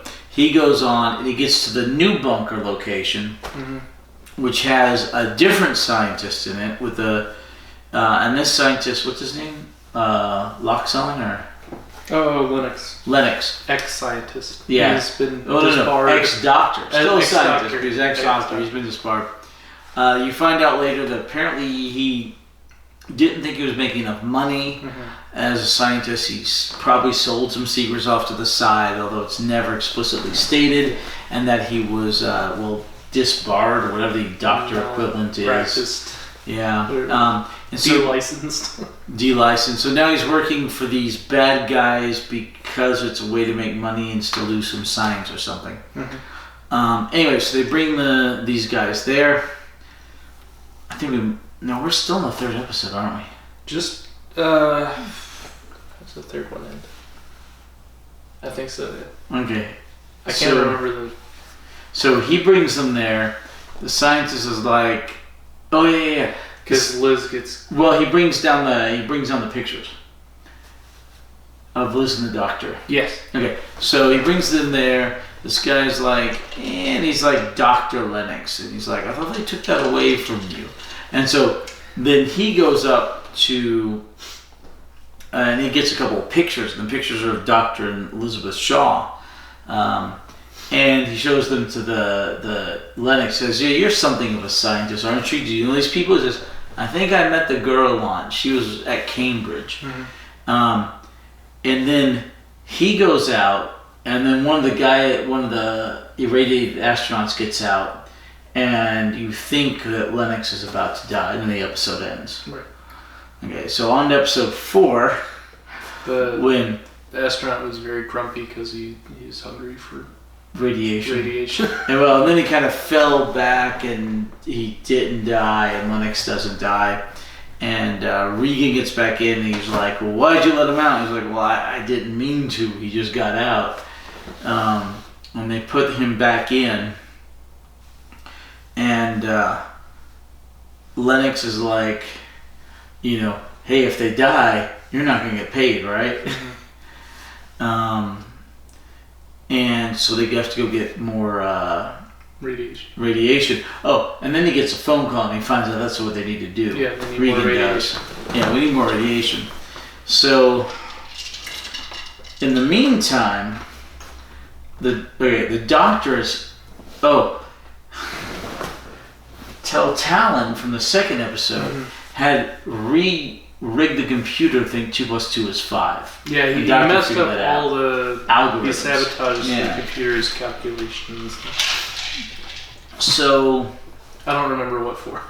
Well, he was trying to stop them from using the computer to figure out the code. To break the code. Yeah. Right. So in the meantime, the doctors fixed the computer, and he's used it to break the code, and they figured out that it's a pictograph form of communication. And so he's like, okay, this can't be coincidence. This thing is repeated here, here, and here, and here. And Talon's working with them again. He's gone back, and he's explained he was under orders from the general. They went to Sir... Oh, yeah. So they've gone back to Sir... James Quinlan. There's so much that goes on in this serial. Like, more stuff is crazy. We need actual answers. And Sir James is like, all right. I'll introduce you to General Carrington. I can tell the answers, but I'll introduce you to the guy who can. Yeah, and then he's like, well, we wanted it to keep it in the government's hands, yada yada. Right, and they give us a dog and pony show. Yeah. About. So their excuse is basically we went over your heads and. But there were national security reasons. Yeah. And it's all a prefabricated thing, and the doctor doesn't believe it, and the brigadier barely believes it. So now they believe that Talon is not a bad guy. Not a bad guy. He was just giving orders not to let the doctor use the computer for the national security reasons. Which he kind of was. Yeah. So they go following orders. Yeah, lots of Germans just followed orders. So they go back. And the doctor's working with the computers, but the Talon figures out that the doctor's really close to breaking the code and figuring out everything.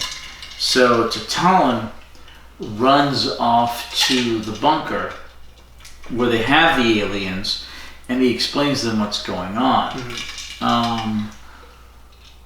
Let's see, and then they go off to try and capture the Doctor and Liz Shaw. And Regan goes off to do that with the help of, there's a couple of thugs he sent to do that.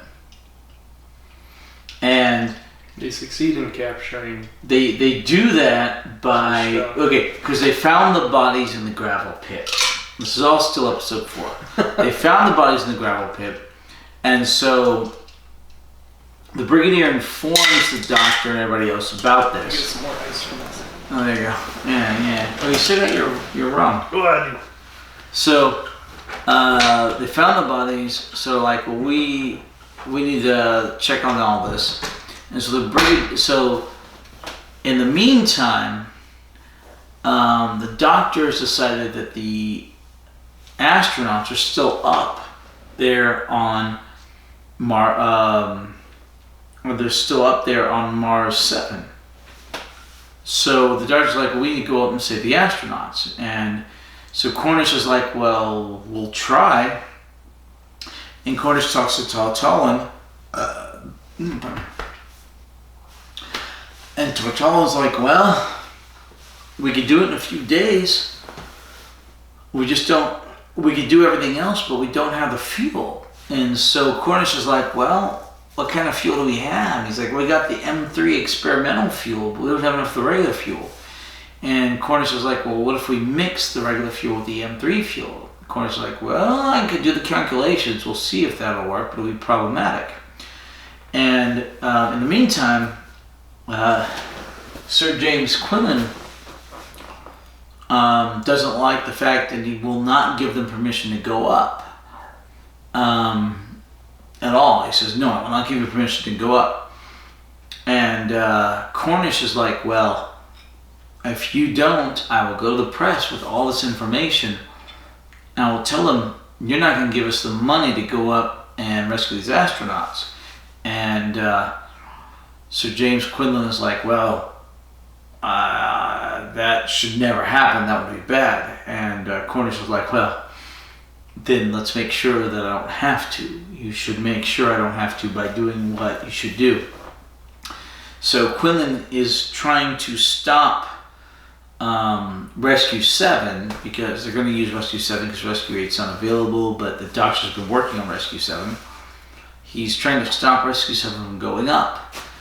And he does it by doing all sorts of little bits and pieces, impeding progress, everything taking a little bit longer than it should. And then finally they get to the point where everything's ready to go, but they don't have an astronaut.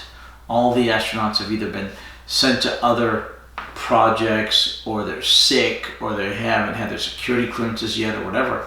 And the Doctor's like, well, I'll go. I'll pilot it for you. And Cornish is like, well, yeah, you probably can't because you're old and because you don't have any experience. The Doctor's like, I have more space experience than any of your astronauts, and I can take a lot more G-forces than any of them. Cornish is like, okay, let's do the medical test. And the medical stuff comes back, and Cornish is like, wait a minute, this says... The Doctor's like, yep, I know, don't worry about it. He's like, okay. So, this is all still episode 4. Wow. So, Cornish approves the Doctor to go, and they start getting everything together for the Doctor to actually go. Doctor's trying to get everything together and fixed, and that's when the Doctor and Liz get a message to go meet the Brigadier out at the site where they found the bodies. Elizabeth Shaw goes, but the Doctor stays behind to work on the Rescue 7 capsule that they had cut into to make it ready. And Elizabeth Shaw goes out, and she gets eventually followed and chased by some thugs. She's in Bessie, who won, license plate who won, and they chase her down, and eventually she has to pull over because they get ahead of her. Finally, she does a lot of swerving maneuvers to make sure they don't for a while, and they finally do get ahead of her and stop, and she runs out, and they run her onto this pier above some rapids. and eventually she manages to evade one, but the other one gets her. She kind of flips herself over, and that's the end of episode 4 when she's hanging off over the rapids, the bridge, off the pier. Yeah, bridge pier. We never find out if it goes all the way across. I think she should have just jumped in. I don't think she would have survived if she jumped in. I didn't see that rapid. So they pull her up, and then they take her back to the episode 5 now. Take her back to the bunker, and they introduce her to Lennox, ex-Dr. Lennox. Yes. Yeah. So they take her to Lennox. She goes, Lennox. And what they're like, are you doing here? yeah, she's like, Lennox, and they recognize her, and she's like, because, he had disgraced and disbarred himself or whatever. And, alright, cheers.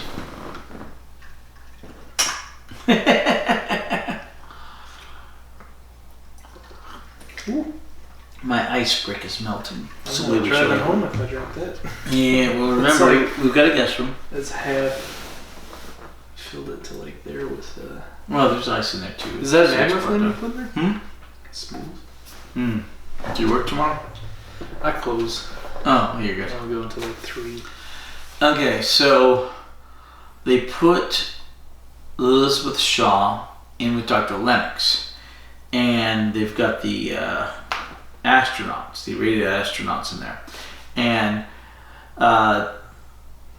Dr. Lennox has figured out they've got to put the radiation in, so they're putting the irradiated rods to give them strength. Mm-hmm.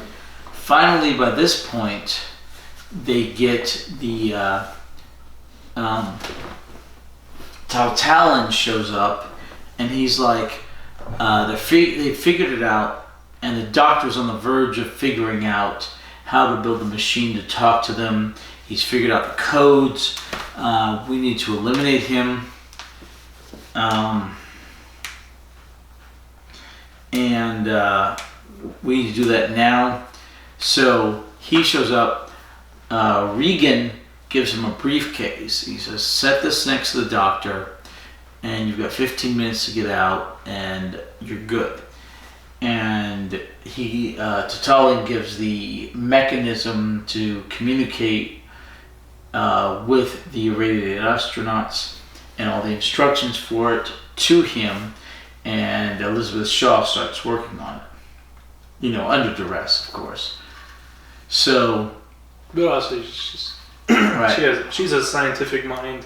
Right. She's curious about these So creatures. She's working with Dr. Lennox. Right. So Tatalin heads back with the briefcase that Regan gives him, but Regan had originally set it to 15 minutes, but when the thugs, while distracting Tatalin, Regan sets it to 0.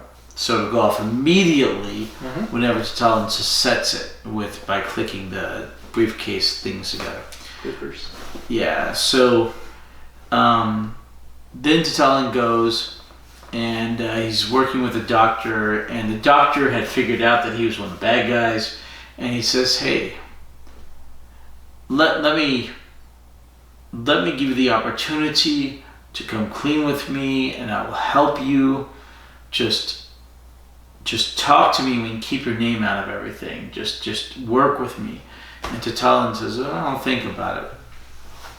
So Tatalin shows up with the briefcase, talks to the doctor, and Tatalin then decides to say, hey, doctor, you stay here, I'll be back in a little bit. Everything you need is in my car, I'll go get it. Tatalin clicks the briefcase. He's very obvious. He has the worst poker face. Yeah, he's no poker face. So it's suspiciously, the doctor's like watching him.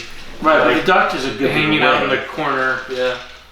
Which saves the doctor's life. Yeah. Tatalin clicks the briefcase and it blows up in his face. Yeah. Yay, death, children's show. It's the worst bomb ever if it's meant to kill the doctor in the room, because... Well, remember, he switched it for 15 minutes to 0. Yeah, but it doesn't even, completely blow up the table, and they're just Well, assuming it blowing up in the same room as the doctor. He killed Talon. It did, but he was right there. True. It didn't kill the doctor. The doctor ended up with like a bandage on his cheek. Band-aid. Yeah, Band-aid. That's about it. Yeah, on this cheek. Band-aid. But anyway, so then the doctor is still set to go into space. Oh my gosh, so much is going on.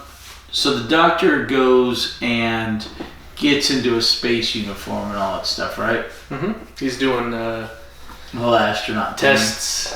No, we already done the test. Oh, okay. So he gets into that, and they've got the countdown going, and they're mixing and loading up all the fuel. And they get all that together, but Regan shows up, the bad guy. Did we talk about didn't the Ambassadors of Death do something? Oh yeah, Regan took the Ambassadors of Death, and they went and they killed a lot of people, but one of them that they killed was Sir James Quinlan. The Ambassadors of Death, okay, the irradiated astronauts, what they do is touch you. If they're fully powered, you die. Mm-hmm. Which happened to everyone they touched except one guy towards the end survived, you know. So Sir James Quinlan is killed by the Ambassadors of Death. And so is Talon. By a briefcase. The Talon's killed by the briefcase. They're still bad guys, but they're dead. So the Ambassadors of Death like showed up at the. Well, because they got that remote. Yeah. Okay. So they've got a remote that gives them basic instructions, and that was given to them, like I said, by Talon. And Elizabeth Shaw is helping them work it. It's helping Regan work it. And then Regan gets it figured out with the help of Elizabeth Shaw. And he takes one of the Ambassadors of Death, and they go and they kill people. One of which is Sir James Quinlan. Yeah. So right after Sir James... That was the end of episode 5. Well, yeah, but we're not there yet. So they take it and they do that. And then the doctor and the brigadier show up because they want to talk to James Quinlan. And the doctor walks in and, oh no, he's dead. And then the Ambassador of Death walks up right behind him. The Ambassador of Death also like opened the safe and was like With his destroying hand, information blows it and up. documents. Yeah. And then the brigadier shows up. Then the episode ends. Episode 6, the brigadier shows up, shoots the doctor, or shoots the bad guy, and the bad guy runs off. The doctor's like, no, don't try to stop him. Then the doctor and the brigadier head back to Space Center. Mm-hmm. And the doctor gets ready to go off into space. The doctor suits up. He gets into the capsule. The brigadier sees him off. In the meantime, we've got this whole subplot where Elizabeth Shaw and what's his name? Lennox are trying to escape. Elizabeth Shaw had escaped once before. I haven't mentioned this yet. She escaped once before. She gets out thanks to the help of Lennox. Yeah, Lennox just gives her the key. Basically, yeah, he gives her the key because he's a prisoner, but he's not a prisoner. But so that he can play innocent to her escaping. She puts him in the cubicle. He locks him in the thing. So she escapes. She runs down the dirt road to the main road. She finally hails down a car, but it turns out that Talon was in it. This is just bad luck. Right on her part. This is when he was still alive. So Talon takes her back. Then they work out a thing where they're trying for him to escape because he's not a prisoner. Regan is gone. He's trying to sabotage the doctor's launch into space. And he convinces, he being Lennox, convinces the guard that the guard is there for Elizabeth Shaw, not him, and that he needs to get out because the irradiated astronauts are dying. So he manages to escape by convincing the guard of that. He then gets to UNIT and talks to Sergeant Benson. And Sergeant Benson has shown up just slightly before this. Yes. But now he talks to Sergeant Benson. He's like, hey, I need to talk to the Brigadier only. I've got a lot of information for him. We're in episode 6 now. Yeah, we're in episode 6. So I've got to talk to the Brigadier. I only talk to the Brigadier, which sucks. And so Sergeant Benson puts him into a cell for his own safekeeping because he wanted protection. Mm-hmm. He gets into that cell. Then at the same time, Regan is out there trying to sabotage the Doctor's launch because the Doctor is on the capsule on top of the rocket.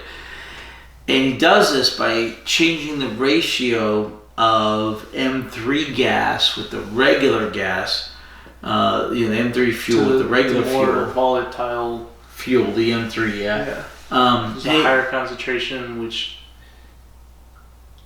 doesn't mix well. It creates a high chance of exploding on takeoff. Right, which is why it's very volatile. They don't put very much in there.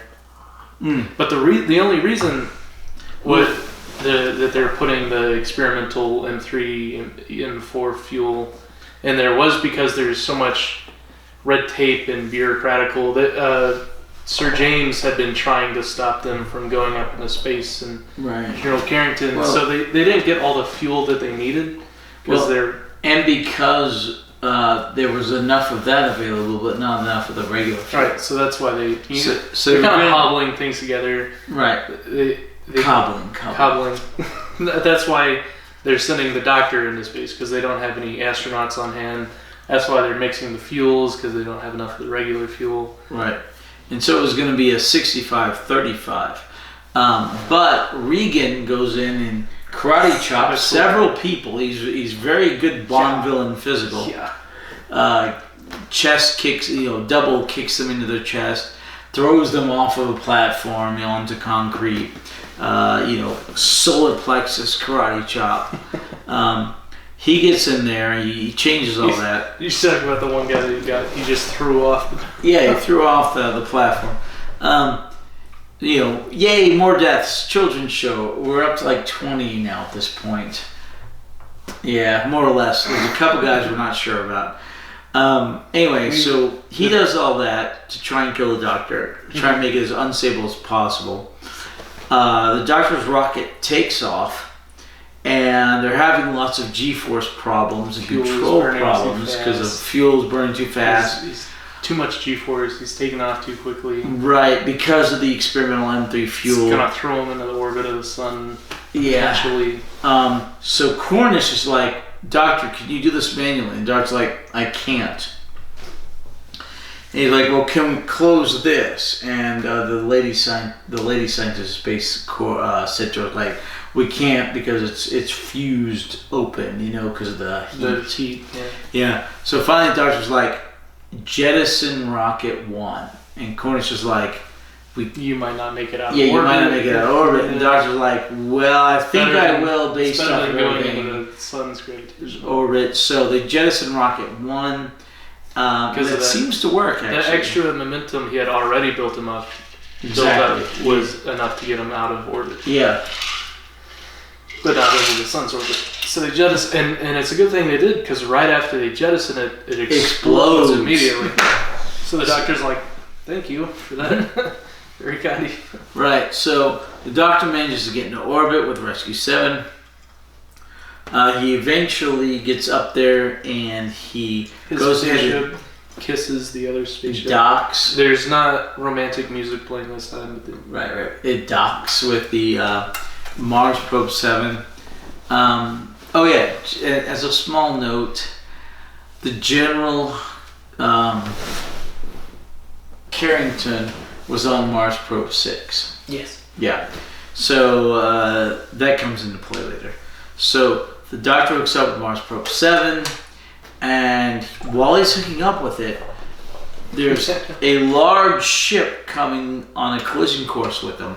An eyeball clam looking thing. Yeah, giant, large, Close Encounters of the Third Kind of ship. It eventually gets there. They don't know if it's a meteorite or what it is. Yeah, well, they say, meteorites don't stop, Unidentified object. Yeah, so this thing gets there and then scoops up the the Doctor, Rescue Ship 7, and Mars Probe 7. And then the Doctor, that's the end of episode 6. Yes. Okay. So episode 7, which should have been 2 or 3 episodes, the Doctor ends up inside the alien spaceship, and he walks into the waiting room. That's a duplicate of the waiting room for the astronauts on Earth. Well, and the 3 astronauts are there. It's not really a duplicate so much as they're just being hypnotized, because it's fairly close. The TV's monitors playing, and they think they're watching the game, but really it's just like a weird pattern. Yeah, shape. So they're kind of soccer game. Yeah, they're kind of distant. They're kind of But what's the word? It's probably projecting into their mind the soccer game. Yeah. So the room looks normal to them, but it's really kind of spaceship-y-esque. Right, but it's not too much different from the original waiting room we saw on Earth. Okay. Yeah. So the Doctor walks in and he sees the 3 astronauts. He's like, "Hey, you guys okay?" And they're like, "Yeah, we've been in quarantine since we got back to Earth." And the Doctor's like, "Where do you think you are?" I'm like, "At the Space Center on Earth." He's like, "Really?" And he's like, "You're in a spaceship up here in space. You haven't made it back to Earth, but I've come here to take you to Earth." And they're like, "No." And that's when the TV goes boom, boom, boom, and they all are hypnotized and they sit down. So they do that, and then the Doctor is like, "What's going on?" And then there's a big screen TV thingy, and it opens up, and there's an alien, and he's talking with the Doctor. Wow, we skipped over the whole thing where the Doctor was... No, that hasn't happened yet, has it? Where the Doctor was captured and creates the thing to translate. It hasn't happened yet. I think we're still so much happens. We're still in episode 6. I'm not sure. There's so much that episode happens. 7 starts after the Doctor's in decontamination. You sure? Yes. Oh, that's right. Okay, so like I said, it should have been 10 episodes. This really should have been 10 episodes. So anyway, this monitor pops up. There are these aliens. One alien. I thought there was a couple more in the background. It's kind of hard to see. It's real staticky looking. So the Doctor's talking to this alien. He's like, "What's going on? What happened to these astronauts?" The alien explains they're being conditioned. Ambassadors. Yeah, these astronauts are being conditioned for their health and for their safety. And we're keeping them here until you return our ambassadors. Please return our ambassadors or we'll destroy the Earth. And the Doctor's like, "Oh, okay, I get what's going on. Yeah, let me get back to Earth. I'll get you your ambassadors back. Then we can have our astronauts back." And the alien's like, "Okay, but I'm only giving you so much time or else we'll destroy the Earth." So the Doctor boogies back to Earth. Well, he gets in his probe. And he tells him, makes contact with... "I have these things to tell you, but this channel's not secure. I'll tell you when I get back to Earth. I'm going to maintain radio silence until then." Yeah, because he's kind of worked out that, all this red tape is and politics are being thrown in because of General Carrington was on the original Mars mission, and he was the one that made first Mars contact. Probe 6 or 5, one of the two. 5 or 6, who made first contact with aliens. Right. So the Doctor gets, he's coming back. He eventually lands, but he's got to go through a decontamination process, which takes about an hour. What? Which takes about an hour. Yeah. So he goes through this, and Regan, this guy is amazing. Excellent saboteur. Yeah, he comes in. He's both really great at sabotage and unit kind of sucks at guarding things. Oh gosh, it's like well, we're sabotaged again. We're sabotaged again. Maybe we should double our guard now. Just have like 2 or 3 scientists. So, seriously. It's so unorganized. It's so what was the word? It's not observed or anything. Yeah, they're just like, okay, doctor, you go get decontaminated, and they're all just like waiting around for an hour. It's like, they tried to kill him twice now. Maybe we should put some guards around the door, the pipes that's going. Nah. It's just a couple of scientists, and they're like, is the doctor okay? I don't know. I haven't heard from him. Sorry. It's To be bizarre. fair, he's got Unit sucks. no.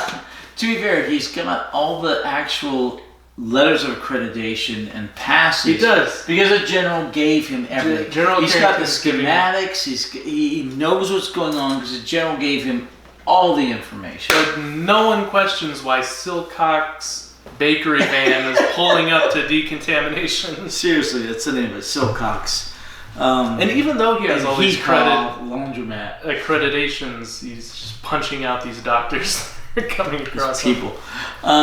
So anyway, he gets in, he manages to gas and then kidnap the doctor, and he drags the doctor back to the same bunker where Liz Shaw is. And there are no guards, so no one sees this. In the meantime, Lennox has been killed by radiation within unit headquarters by the general. So yay, more death, children's show. Alright. By an isotope. He's like, here's your dinner. Yep. It's a radioactive isotope. So, Dies. yeah, so he's dead. The doctor gets kidnapped. That's what you get for trying to redeem yourself. Just don't be a good guy. I disagree. Every single this is a really common trope. In Doctor Who, where there's a guy, he starts off bad, but he's kind of mixed up into it. Then he realizes what's going on. He tries to redeem himself. Dies immediately the next episode. But he was gonna die anyway. At least he dies a good guy. Just about every single Doctor Who character that tries to do something redemptive ends up dying and sacrificing themselves and dying. And Lennox is probably one of the first people that realizes the risk he's putting himself in. He's like, oh, they'll kill me. This is super dangerous. They have connections everywhere. I need protective custody. And he dies too. But the fact that he tries, despite knowing that he redeems himself, which always gets you killed. Alright. So anyway, in the final episode, the doctor has been taken by Regan into the bunker. He's reunited with Elizabeth Shaw. Then the general shows up. The doctor's not surprised the general's shown up because the doctor's figured out the general's part of the bad guys and the plan. Because the general is hampering them at every single move, the same way that Sir James Quinlan was hampering them at every single move. And he was there for the initial contact with the aliens. Right, he was there for the initial contact with the aliens. So the doctors worked it all out. Right, so Quinlan shows up, Quinlan talks to the doctor, Quinlan convinces the doctor to create the communicator to speak with the aliens, although the doctor's mostly doing it so they can communicate with the aliens, send the aliens back to their mothership. But the doctor agrees to work on this communicator. But he writes down a big list of stuff they need. Quinlan, whose cheese is obviously slid off as a cracker. It's talking about, he says moral obligation and moral standing, moral obligation like 100 times. Exactly.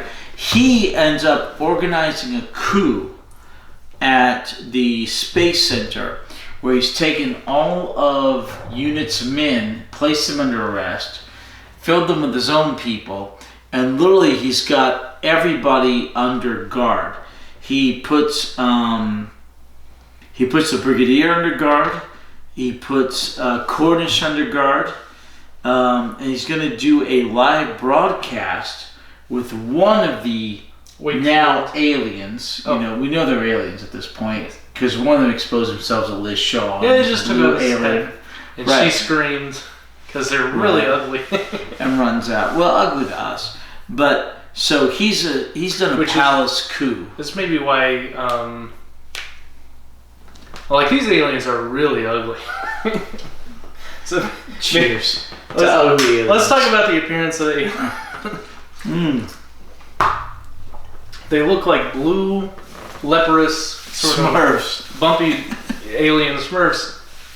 And everyone's reaction to seeing these aliens is just absolute disgust and horror.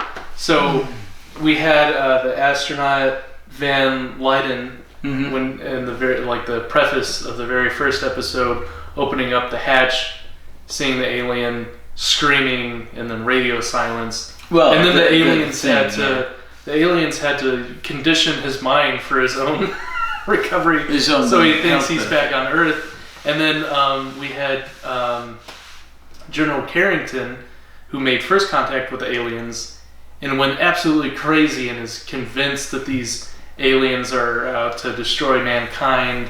And then we had Elizabeth Shaw, who's very rational but was also horrified at seeing this alien and immediately thought it was trying to kill her, and she's banging on the door.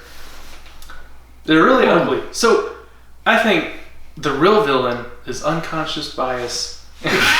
The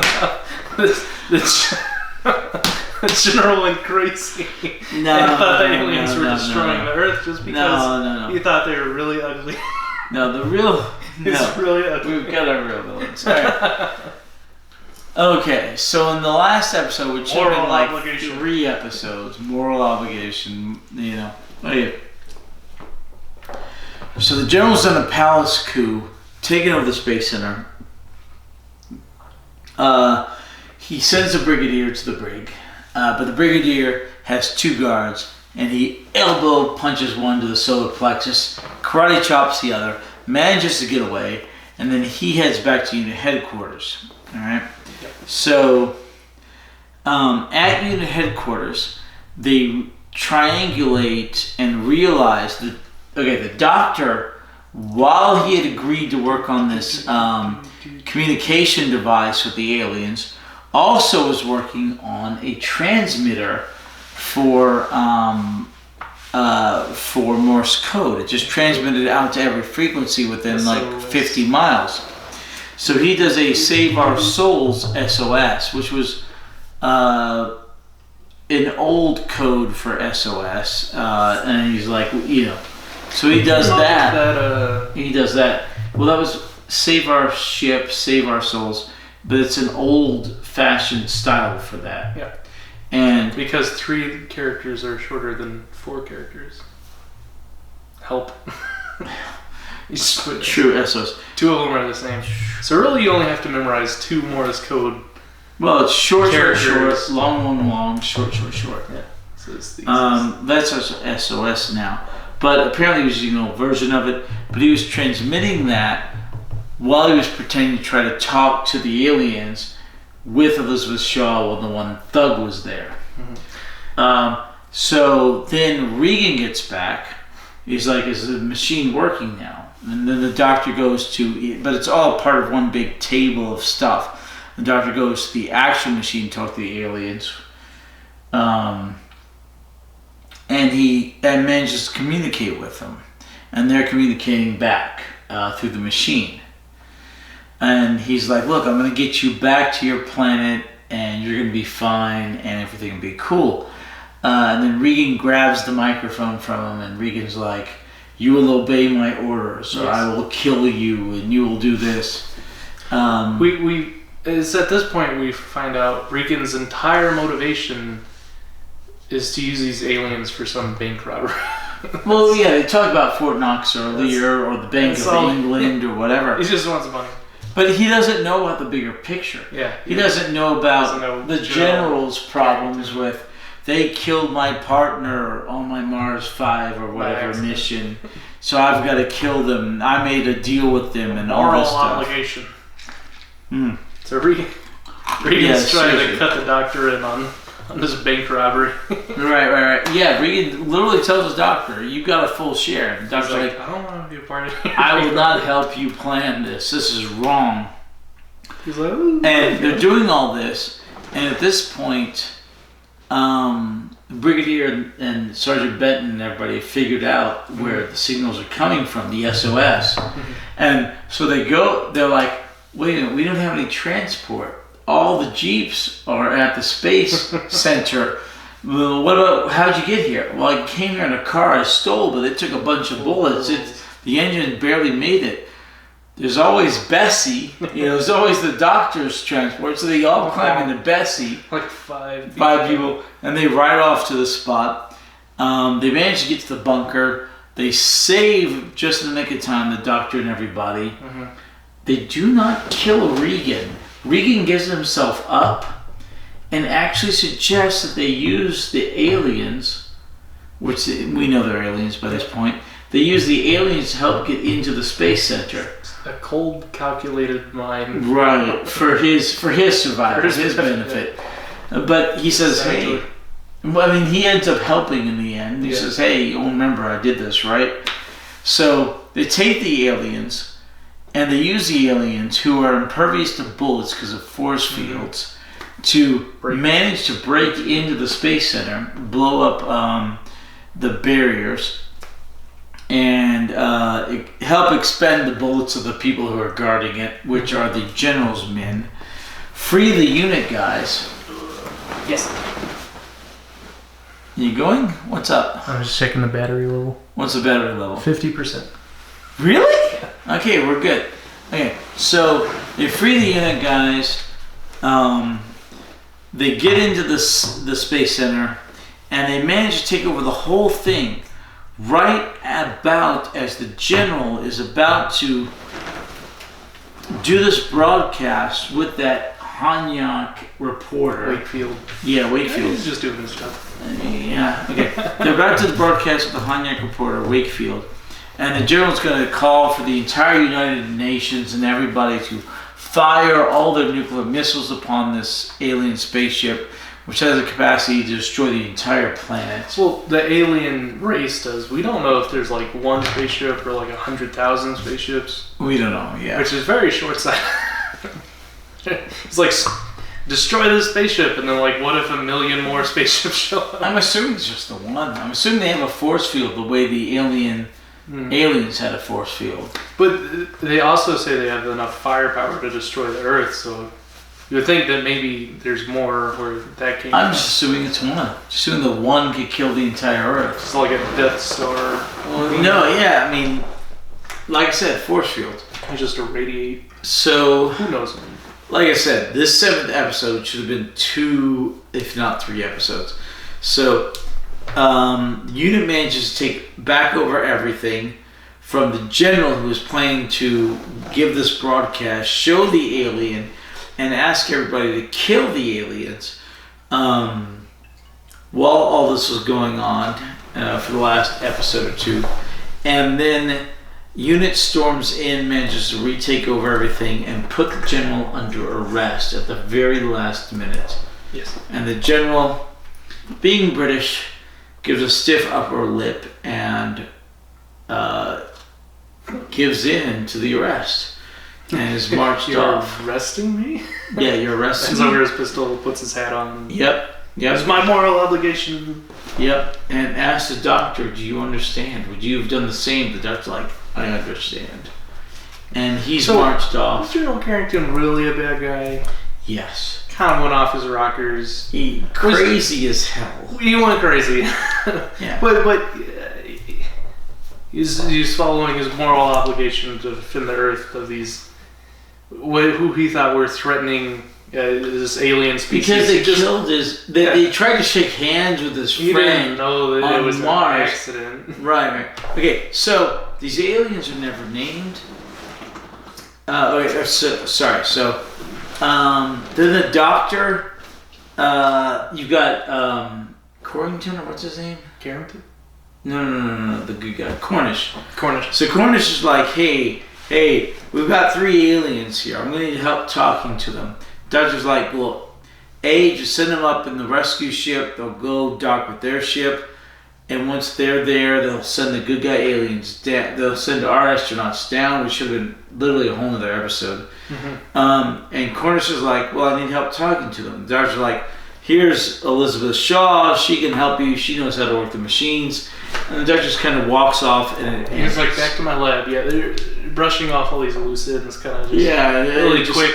She'll take care of that. You take care of that. This should have been 10 episodes. There's so much going on. So much plot. Yeah. So many escapes and takes and this and that. So well filmed and Yeah, seriously, it's a fantastic cereal. It was really good. I liked it. But yeah, the just so much. Anyway, so okay, where the hell were we? Sorry. That's the end. Well, yeah, no. I know we're at the end. But General Carrington is in custody. Regan is in custody. Talalan or whatever it is. Italian Yeah, he's died. dead. Sir James died. Quinlan is dead. What was their total deaths? Anywhere between 20 and 24. Yeah, there's so many don't know. Some of them are hard They're to confirm because, like, the guy that got thrown off the edge, we don't know if he died.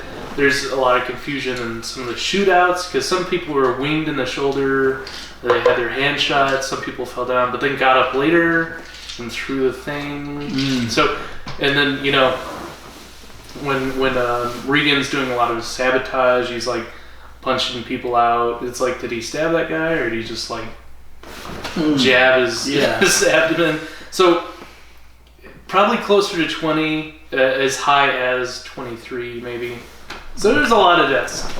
A lot of people getting shot and irradiated to death. And oddly enough, the radiation deaths were also a point of confusion because as they ran out of radiation, it was possible for them to touch somebody and then that officer got back up again and he was fine. yeah, we didn't even mention when they broke into the, seriously, so much. That's when they killed James.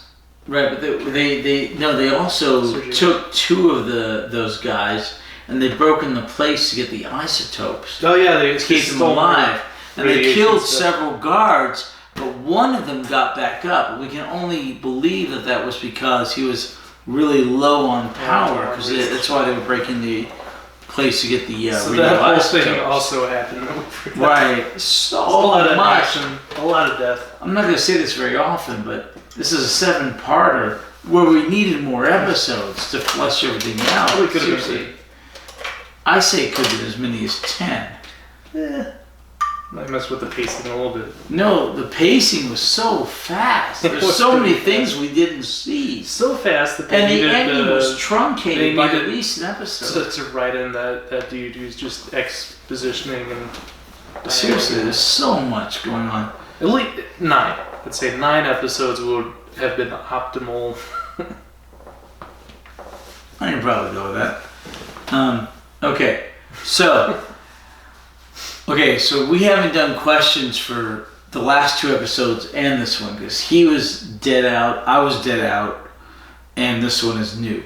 So what questions do you have for this serial? Let's do this one first.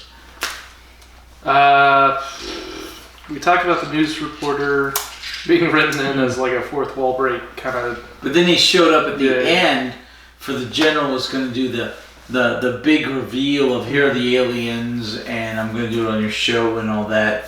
But the alien was encapsulated until they let him go. Yes. And wait, once again, we don't know who these aliens are. They're never named. They never come back.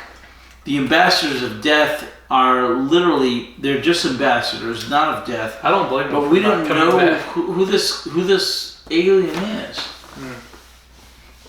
It's so weird. Yeah. Bad for. Alright. We also talked about the set pieces and set design and budgets and the blue screens. A lot of use of blue screens. That was cool.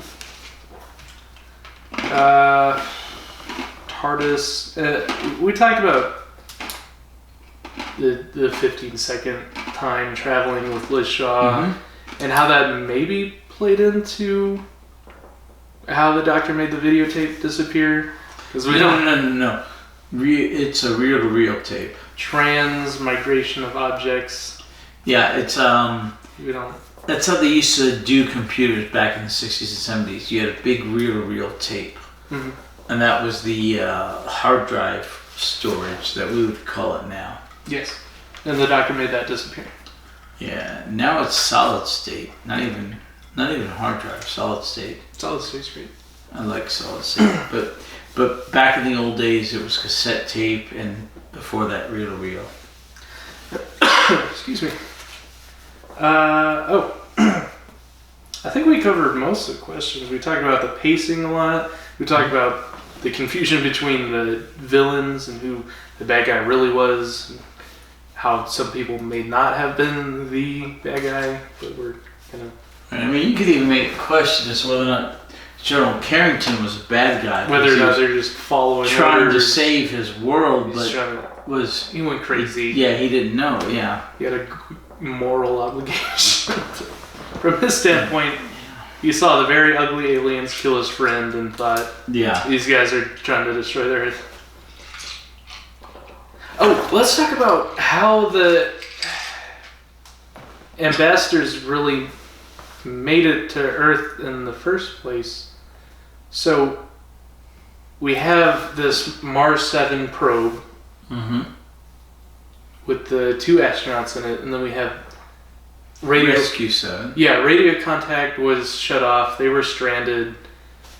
We have Rescue 7 with the 3rd astronaut, Van Leeuwen, Michaels, Laffey. Total radio silence. They all go missing. It's this big plot point of we don't know where they are. Are they still in the probe? They're not in the probe. The probe comes back to Earth. So, like, where is the switch made, and why do the aliens send these 3 ambassadors, and then how is that communicated that they're ambassadors, and how do these ambassadors end up in these astronaut suits being swapped for the real astronauts? Like, who made that switch? None of that is ever explained. So, like, but supposedly, when General Carrington met with them on Mars, although they never see it. Seriously, they're on Mars. Why don't they run into the Martians? The Cybermen? No, not the Cybermen. The Cybermen come from Mars, don't they? No. They come from the Earth. No, it's the Ice Warriors. The Ice Warriors come from Mars. They must have been on the other side, the cold side of Mars. Maybe, but they never run into the Ice Warriors. They don't. It's a big planet. It's a big planet. I don't know how big it is in relation to ours. I think it's about equal, but anyway, they never run into the Ice. Mars is bigger than Earth. I don't know. By a bit. I don't know. I think it's more or less. Anyway, so if they never run into the Ice Warriors, maybe, but they're on Mars. Okay, maybe the Ice Warriors on a colder atmosphere of. Also, these aliens, we don't know if Mars is their home planet. They're ambassadors. No, it's not their home planet. Yeah, they're just visiting. But seriously, they just happen to make contact. Right. So in theory, General Carrington bumped into them. Burped. Sorry. Bumped into them on Mars. Yes. And his fellow traveler on Mars probe 6 or 5 or whatever was killed trying to shake hands or communicate with him. Accidentally. So he went nuts. Yeah. Thinking they were trying to kill Earthlings. Yes. But he convinced them that, hey, come to Earth and we'll negotiate with you.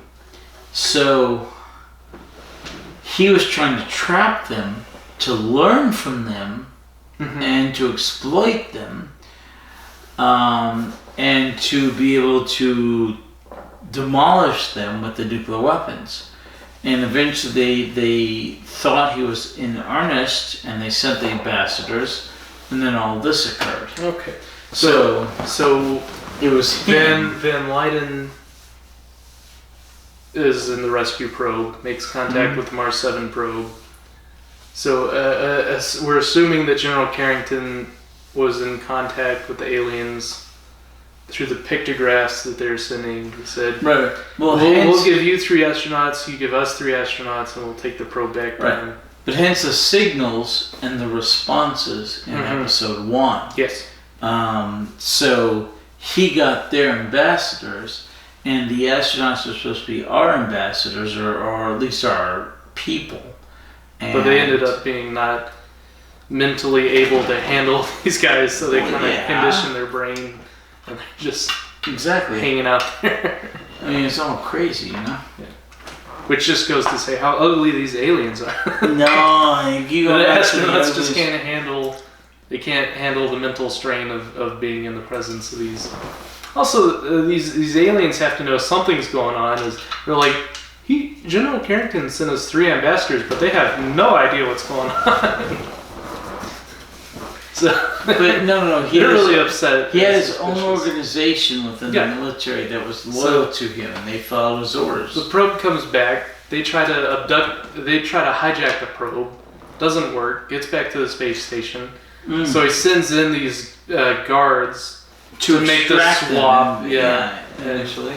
Okay, so he sees the aliens, orders them to put on the spacesuits, get them out of there. Okay, so that's where the whole swap happened. That's a little bit more clear. No, Because that happened really fast. No, the general was good, except Unit was just a bit better, but he was off his rocker. Seriously. Yeah. Seriously. A crazy person can still be very calculated. Exactly. Cheers. Cheers. Alright. Next question. Did we talk about the briefcase bomb and how that sucked at assassinating the doctor? So, Yes. seriously, it was pretty bad. No, It was some sort of substance that even the army didn't have access to us yet. Italian also. Here's how I want to. Hey! Bless you, guys. Thank you. Woo! Do it again. There you go. Bless you. One more time. Good. Maybe. Look at that. All right, 3rd time's a charm. That's what I tell my wife. But she's my second wife, so she's young wife for that. Bless you. Everyone fell asleep watching this horribly long podcast are now awake. We're sorry. We woke them up. Welcome back. Probably. Yeah. So here's my way of explaining away the briefcase bomb is that Titalian has a horrible poker face. He's being obviously very suspicious. So he's trying to set up the briefcase bomb. The doctor realizes that, Titalian's doing something suspicious and he doesn't have a good poker face. So he's kind of over here in the corner of the room, just like, so that's maybe why the briefcase bomb wasn't as effective as it was supposed to be. And maybe it's some sort of shrapnel type thing, but because it went off immediately and Titalian's like over the briefcase bomb, he probably has absorbed most of the explosion. And because the doctor's not only, in the corner of the room being kind of, what's going on here, but he's also behind Titalian who absorbed most of the impact. So I'm willing to concede that maybe the bomb should have killed a normal person in a room under normal circumstances. But the doctor saw through it, the Italians. But on the other hand, I also want to say it's just a horrible bomb because it didn't even explode the table. It just kind of blew out the middle of the table. It did blow up a good bit of the table. I just don't think it's a very good bomb. Well, okay. To be fair, it's a small bomb, but they couldn't use normal stuff because it would have been detected. Oh, okay. Yeah. That's also good. That's a good point. It's a good point. It's kind of more of an experimental explosive compound. Yeah. Right. Like I said, it wasn't even available to the It army wasn't as of yet. issued to the doctor. All right. That's a good point. What else do you have? Benton's first appearance. Yay, Sergeant Benson. There's also a set typo. Benton. There's a set typo, and Oh what gosh. was the typo? The typo was wait, hold on. It was variant. Variant. But it was not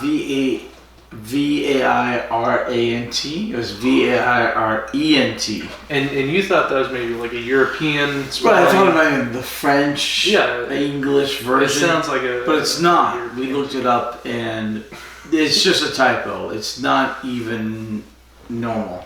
Yeah. And that was variant fuel Mm-hmm. in it. But yeah, it was just a big typo. So it's funny. It was really funny. to see that, and thought it might have been a variant spelling for variant, but it was not. So variant spelling. Yeah, so that was bad. We talked about the I spaceship and how there could have been more. I just think it's a bad plan that General Carrington is going to focus all his firepower on this one spaceship and assume there's not more spaceships.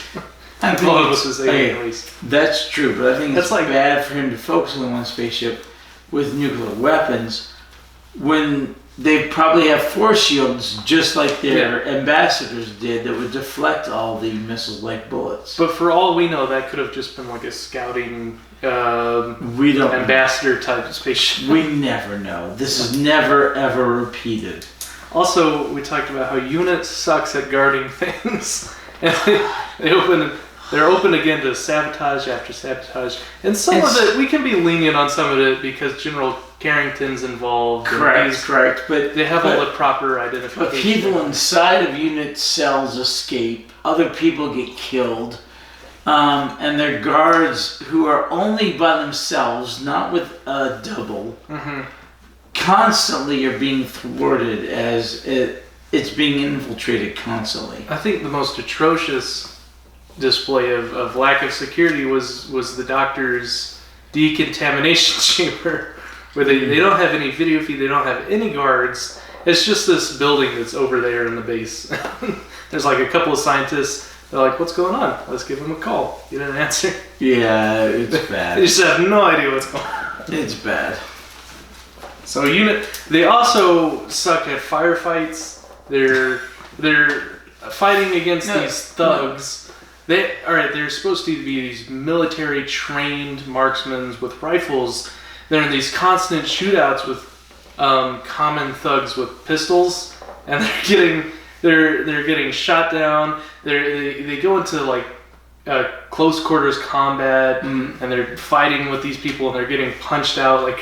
They're pretty good in the initial episode 1 warehouse fight. They're not good. So there's 4. They're pretty good. There are 4 warehouse thugs. No, 5. 5 warehouse thugs. You got the sergeant, 4 thugs. Plus the sergeant. They have handguns. They're blocking this single hallway, and we have however many UNIT soldiers, 5 soldiers and. I think it's about a total of 8. Yeah. So, and they all have these marksman rifles, and they're... but the defender always has the advantage in almost any situation. But even when they charge and they're just like in close quarters combat, they're being punched out. These thugs are taking their rifles and then returning fire at them. Okay, it's just not very good. That was later on. That was really bad. Yeah, it was pretty bad. That was really bad. Initially, I really like UNIT as an organization. It feels really cool that the Doctor is involved with this. It's kind of like Agents of S.H.I.E.L.D. You have these superheroes, and on the one hand, most of the time, superheroes are viewed as these vigilantes. They're going above the head of the law, and they're kind of doing their own thing, and they don't have general support, the support of the public. Like Spider-Man is this menace, and he's being slandered in the paper. And that's how you kind of feel the Doctor is. The Doctor, he's a good person, he's trying to do good things, and he always has to run away at the last episode because he doesn't want to answer questions. It's the Dark Knight. He's the Dark Knight. He's always showing up in places, and people are suspicious. They're putting him in jail. They're pointing guns at him. So finally, we have this some sort of justification of the Doctor as a good character, and he's involved with this organization, and he has authority, and he has people that give him clearance, and he has people that give him authority, and he gets to walk in and take charge of situations. And it's awesome, and the Brigadier's awesome because he has an army, he has soldiers, he can storm into places, which is, in the past it's you've been in these frustrating situations where they're running, the Doctor's running around with his companions, they're hiding, they're going from door to door through different corridors, and finally we as the good guys get to be the aggressors. We get to storm in the bad guy's compound, kick open doors, and that's really satisfying. So I really like UNIT and the fact that he's involved with UNIT, But this serial was kind of frustrating because Unit just absolutely sucked. Only on the guarding. They were kind of bad at the shootouts and the fighting people. And they're getting beat up. And they couldn't shoot anyone. So I still like Unit, and I like the break. And everything I just previously, it still stands. It all still stands. This serial was kind of frustrating. This is all good. Okay. And we talked about the rushed ending and how Oh he my kind of gosh, offloads so all these rushed. responsibilities. So truncated. The ending should have at least one more episode. And we also talked about the coded communications with the aliens. You explained that to me. I was a little confused about that. So that's all my questions. Okay, for this episode. The last two serials where you were drunk or I was drunk off our asses. So yeah, so we finished the recap of the Solarians, but we never talked about the questions. But what are the questions? Let's find out. So episode 1. Oh, we talked about modifications to the Doctor's Bessie, to his car, because he's been working on Bessie, which started off as this normal automobile, and then it showed him in the garage with it, and I wanted to talk about, is he putting a bunch of cool gadgets in it? Mm-hmm. And then we got to see that in this next serial, where he has the anti-theft magnetic field, and their hands get stuck to force field, yeah. So that was my question, is it going to turn into this, like, Batmobile, Who-mobile thing with like gadgets and stuff? To be fair, like James Bond's Aston Martin. To be fair, this is a Who-mobile, but it's not the Who-mobile. The Who-mobile shows up later on. Right. And during the Third Doctor's all about this stuff. This is gadget, sort of James Bond, yeah. Aston Martin, Batmobile type thing. Yeah. So we see that here a little bit, where he puts some cool gadgets in Bessie. Yeah, he does. Magnetic field. We saw that where he's like just trying to fix the problems with this really old engine he pours this liquid in it, and it sort of jump starts the engine. Mm-hmm. That happened at some point. I wrote down a note here that I don't understand. 6,000 trillion. Oh, 6,000 million instead of saying trillion. 6 trillion. 1,000 million instead of saying trillion. Billion. 6,000 million. So a million. 1,000 million is a billion. So yes. Instead of saying 6 billion, they say 6,000 million, because billion wasn't a common. It was not a common term back then. It's a common term now, and trillion's a common term, but it wasn't back then. All right.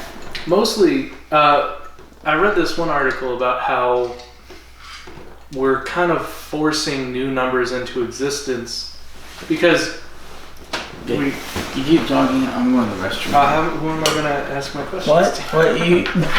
So we. I'm going to the restroom. We have you need numbers to count things. So numbers are like kind of a theoretical thing, but they have physical objects tied to them usually. So, initially we used numbers to count physical objects in a pretty limited way. So, like early man would invented numbers to count simple things like probably produce and the people in the village, and as society advanced and technology advanced, and we grew into bigger civilizations and we had more people, we kind of forced the necessity of new numbers into society. So like, say going from early man, and they're kind of village-esque tribal states, we had these tribes.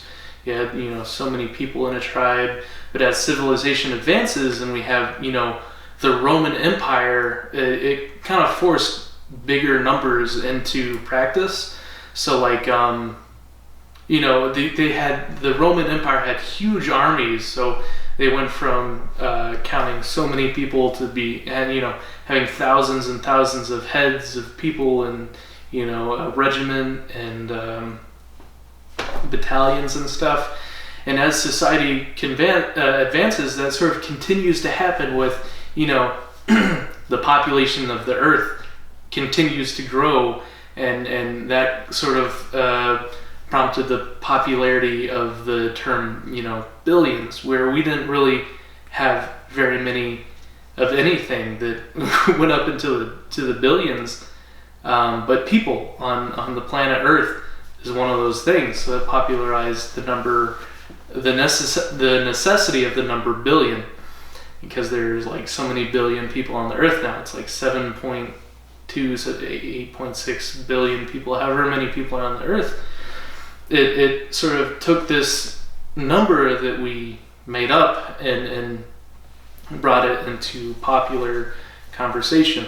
And sadly, what's sad is as let's talk about trillion. The number trillion wasn't at all popular. We didn't really need the number trillion for anything we counted, except for maybe some science. We kind of estimated how many trillions of stars, or infinite number of stars. But as scientists are observing space, and they're like trying to count how many stars are in this quadrant, and then expanding it, basically just an uncountable number of stars in the galaxy. But they're counting like how many galaxies we can see and just trillions of things. That's all that number was really used for. The number trillions was for counting things like in science, like how many stars there are. But then what's sad is that the number trillion, became more popular in the household because of inflation. So money went into the trillions of dollars. So as the value of the dollar dropped, we needed to print more of it. We eventually got into trillions of dollars, and that's one of the things that helped popularize the number trillion as a common number. And Trillian, the young lady in Hitchhiker's Guide to the Galaxy. Is that her name, Trillian? Trillin. With an A, but yeah, Trillian. Okay. Wait. Okay. That was all in that. Okay, what's the next question? So we were talking about them saying 1,000 millions to the billion. Oh, so those and are how we have so many numbers, and not all those numbers are used because we don't have a use for those numbers until use for those numbers come along.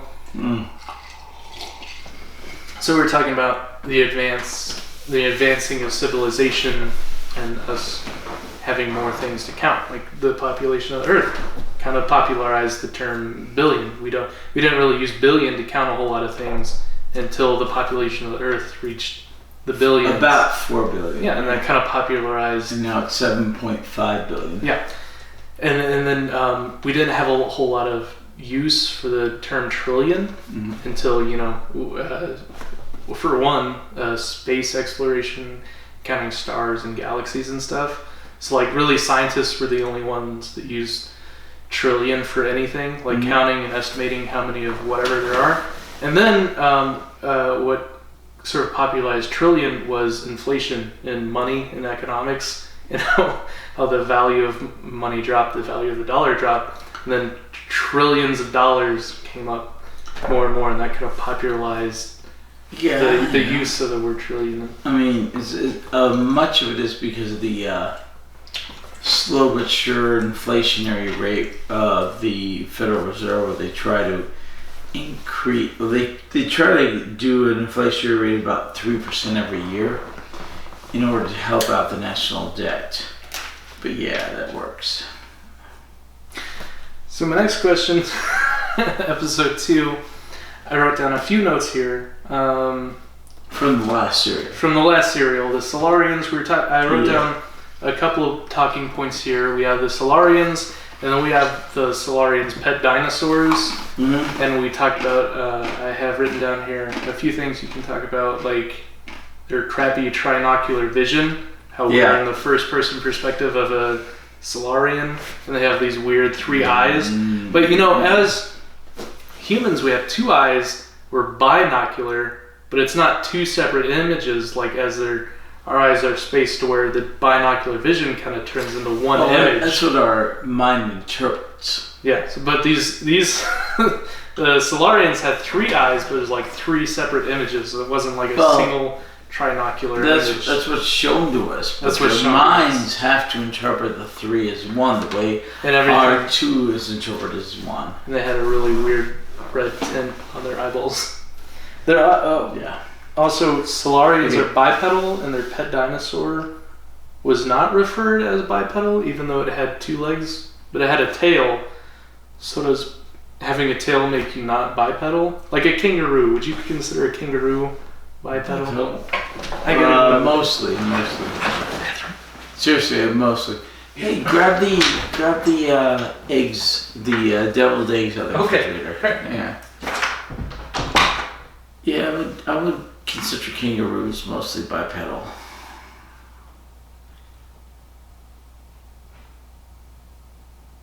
Ooh, we got a red light blinking. That's bad. That means we might be at the end of the battery. Hold on, I'll check. Cause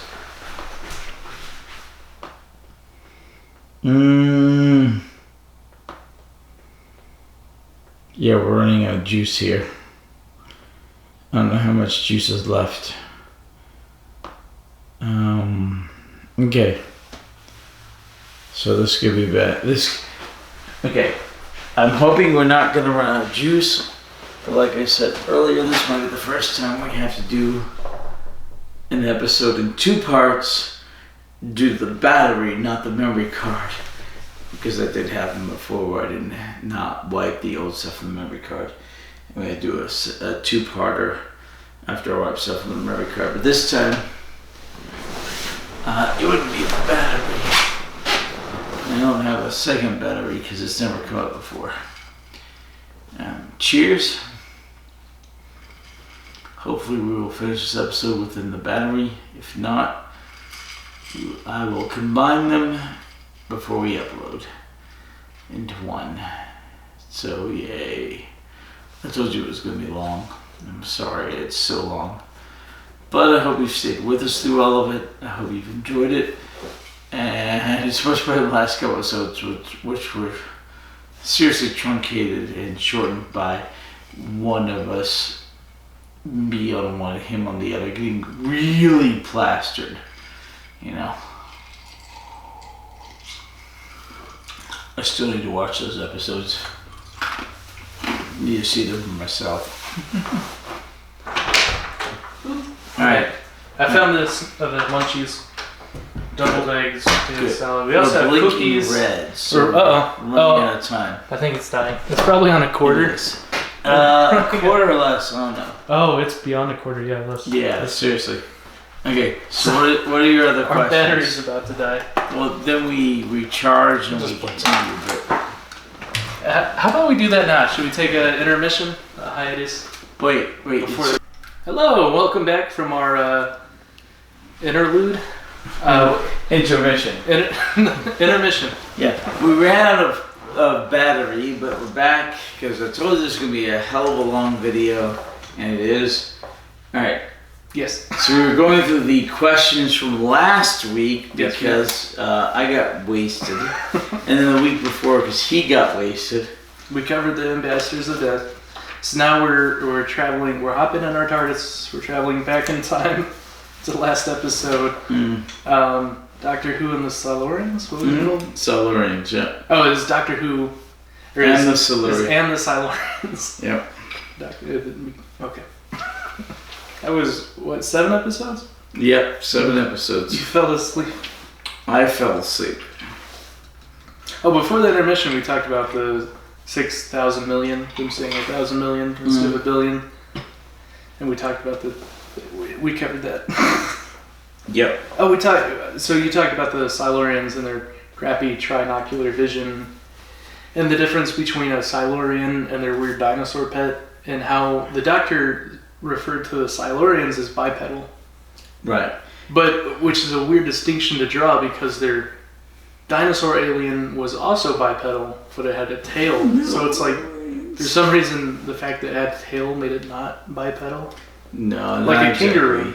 Is a kangaroo like a tripod because it leans on its tail? It's mostly bipedal, but sometimes It runs quadrupedal. What do you call the tripedal? Is it Tri- tripedal? Is I the don't name? know. Like I when it's seriously leaning don't know. on its tail, it's like a I tripod. seriously don't know. Tripedal? Don't Tripod. know. I don't know what a kangaroo is. Well, I know what a kangaroo is. I don't know what it's called in terms of pedal. Oh, and did we talk about Pangea? I'm talking about Pangea because they had the globe that they found in the office, but it is all the single continent. Okay, so Pangea is when the Earth was in one continent before the breakup of the continents, before the waters of the deep exploded and separated the continents during the Noah's flood. The continents came apart, and that was all called Pangea by modern scientists. Mm-hmm. Now, that's a widely accepted theory, but some people argue that Pangea is not a thing, and they argue that because when scientists try to take all the different continents and put them back into one continent, they don't really fit together like puzzle pieces. Because there are the bits that are blown away by the waters of the deep that got shot up into space that eventually come back as comets. And that's from Noah's flood and the waters of the deep in Genesis. What if the continents were, haven't shifted as much as people say they did? Like they weren't one continent and they split off into however many continents? 7, 6? Well, Wherever 7, including Antarctica. Yeah, wherever you go, people refer. It's different wherever you go. Like in Europe, it's not Europe, and somewhere in the world they differentiate Europe and Asia, but other places don't, and they call it Eurasia, and that's just one continent because it's all connected. Like, what qualifies a continent being a separate from another continent? Because there's not like a body of water between Europe and Asia, Yes. so they call it For Eurasia. most continents, because they're separate on land masses. So are there really like 5 continents? No, Where do no, you no, get no. 7 from? You got you Because got North Eurasia- America, South America, okay, well, Africa, Antarctica, Australia, then Europe and Asia. Europe and Asia are one They're giant one- landmass, Yeah. but they're separated by tradition. Theology? Well, tradition and But that's not the scientific definition of a continent. You don't. hold on. Tradition and culture. Yeah, but that's like a cultural and the people's definition of a continent, not the Right. scientific North America definition. and South America are technically connected by So Central America, but they're considered two separate continents So- because of the bulk of the Mhm. landmass. but scientifically, would there only be like 5 continents if you don't draw that cultural boundary distinction? I don't know. So some people argue against Pangea and say continents were pretty much where they are now, but they used to be connected by land until like the flooding happened and the waters of the deep and like a lot of rain kind of buried, and it drew up a lot more surface water than there used to be. Mm-hmm. So they weren't necessarily all together and then drifted apart, but they're kind of where they are now, and where there was less surface water, and now there's a lot more surface water than there used to be. So that the continents didn't shift so much as there were just Well, I mean, we don't know less for land sure mass because than we it weren't was. sitting here. Yeah, no one really knows. Right. Because But I like how people say that, oh, this is how it is, but no one really knows most things. right. Most things are theory.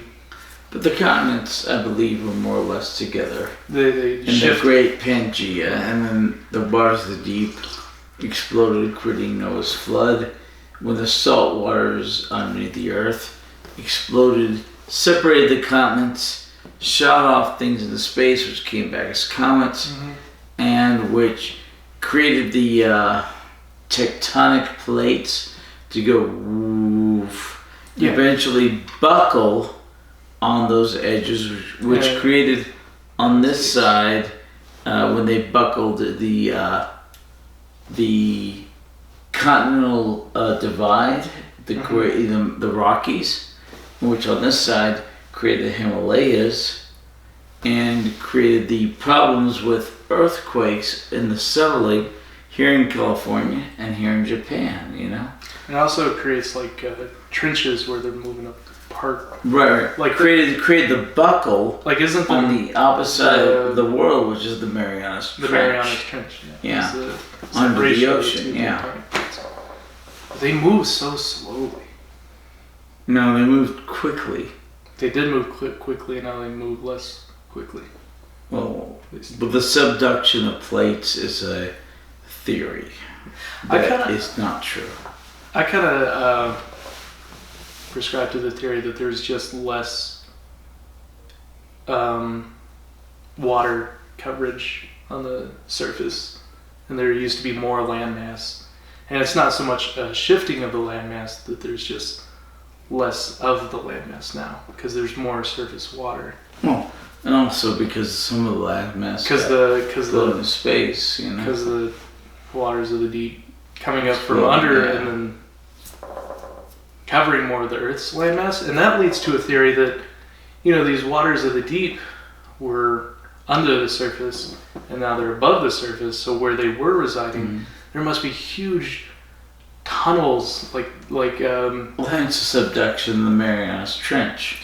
Yeah, but there has to be like what do you call that? Rapid tunnels like under the Earth.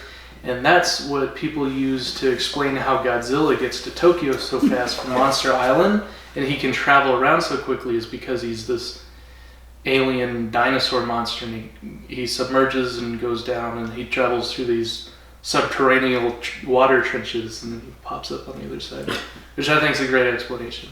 And that's why they're always losing Godzilla. They're like tracking him by sonar, and then he disappears, and it's because he must just... Okay.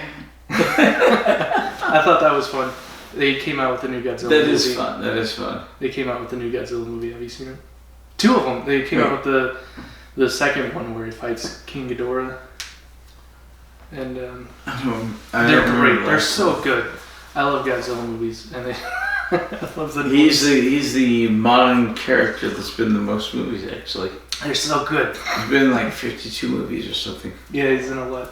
And he's awesome. I hope they keep making more. Okay. I think they're supposed to make one where him versus King Kong again. Okay, there was a classic deal where he fought King Kong. Yeah, they're gonna. But because they it wasn't officially King Kong. It was just a big gorilla thing. But It then was. they remade the King Kong movies, and then they remade the Godzilla movies. So a lot of people are saying, "Oh, they're gonna remake King Kong versus Godzilla," but they haven't. Instead, they made Godzilla fighting King Ghidorah, and they kind of set up for Mecha Ghidorah. What's the next question? Next question. Enough about Godzilla. Back to Doctor Who.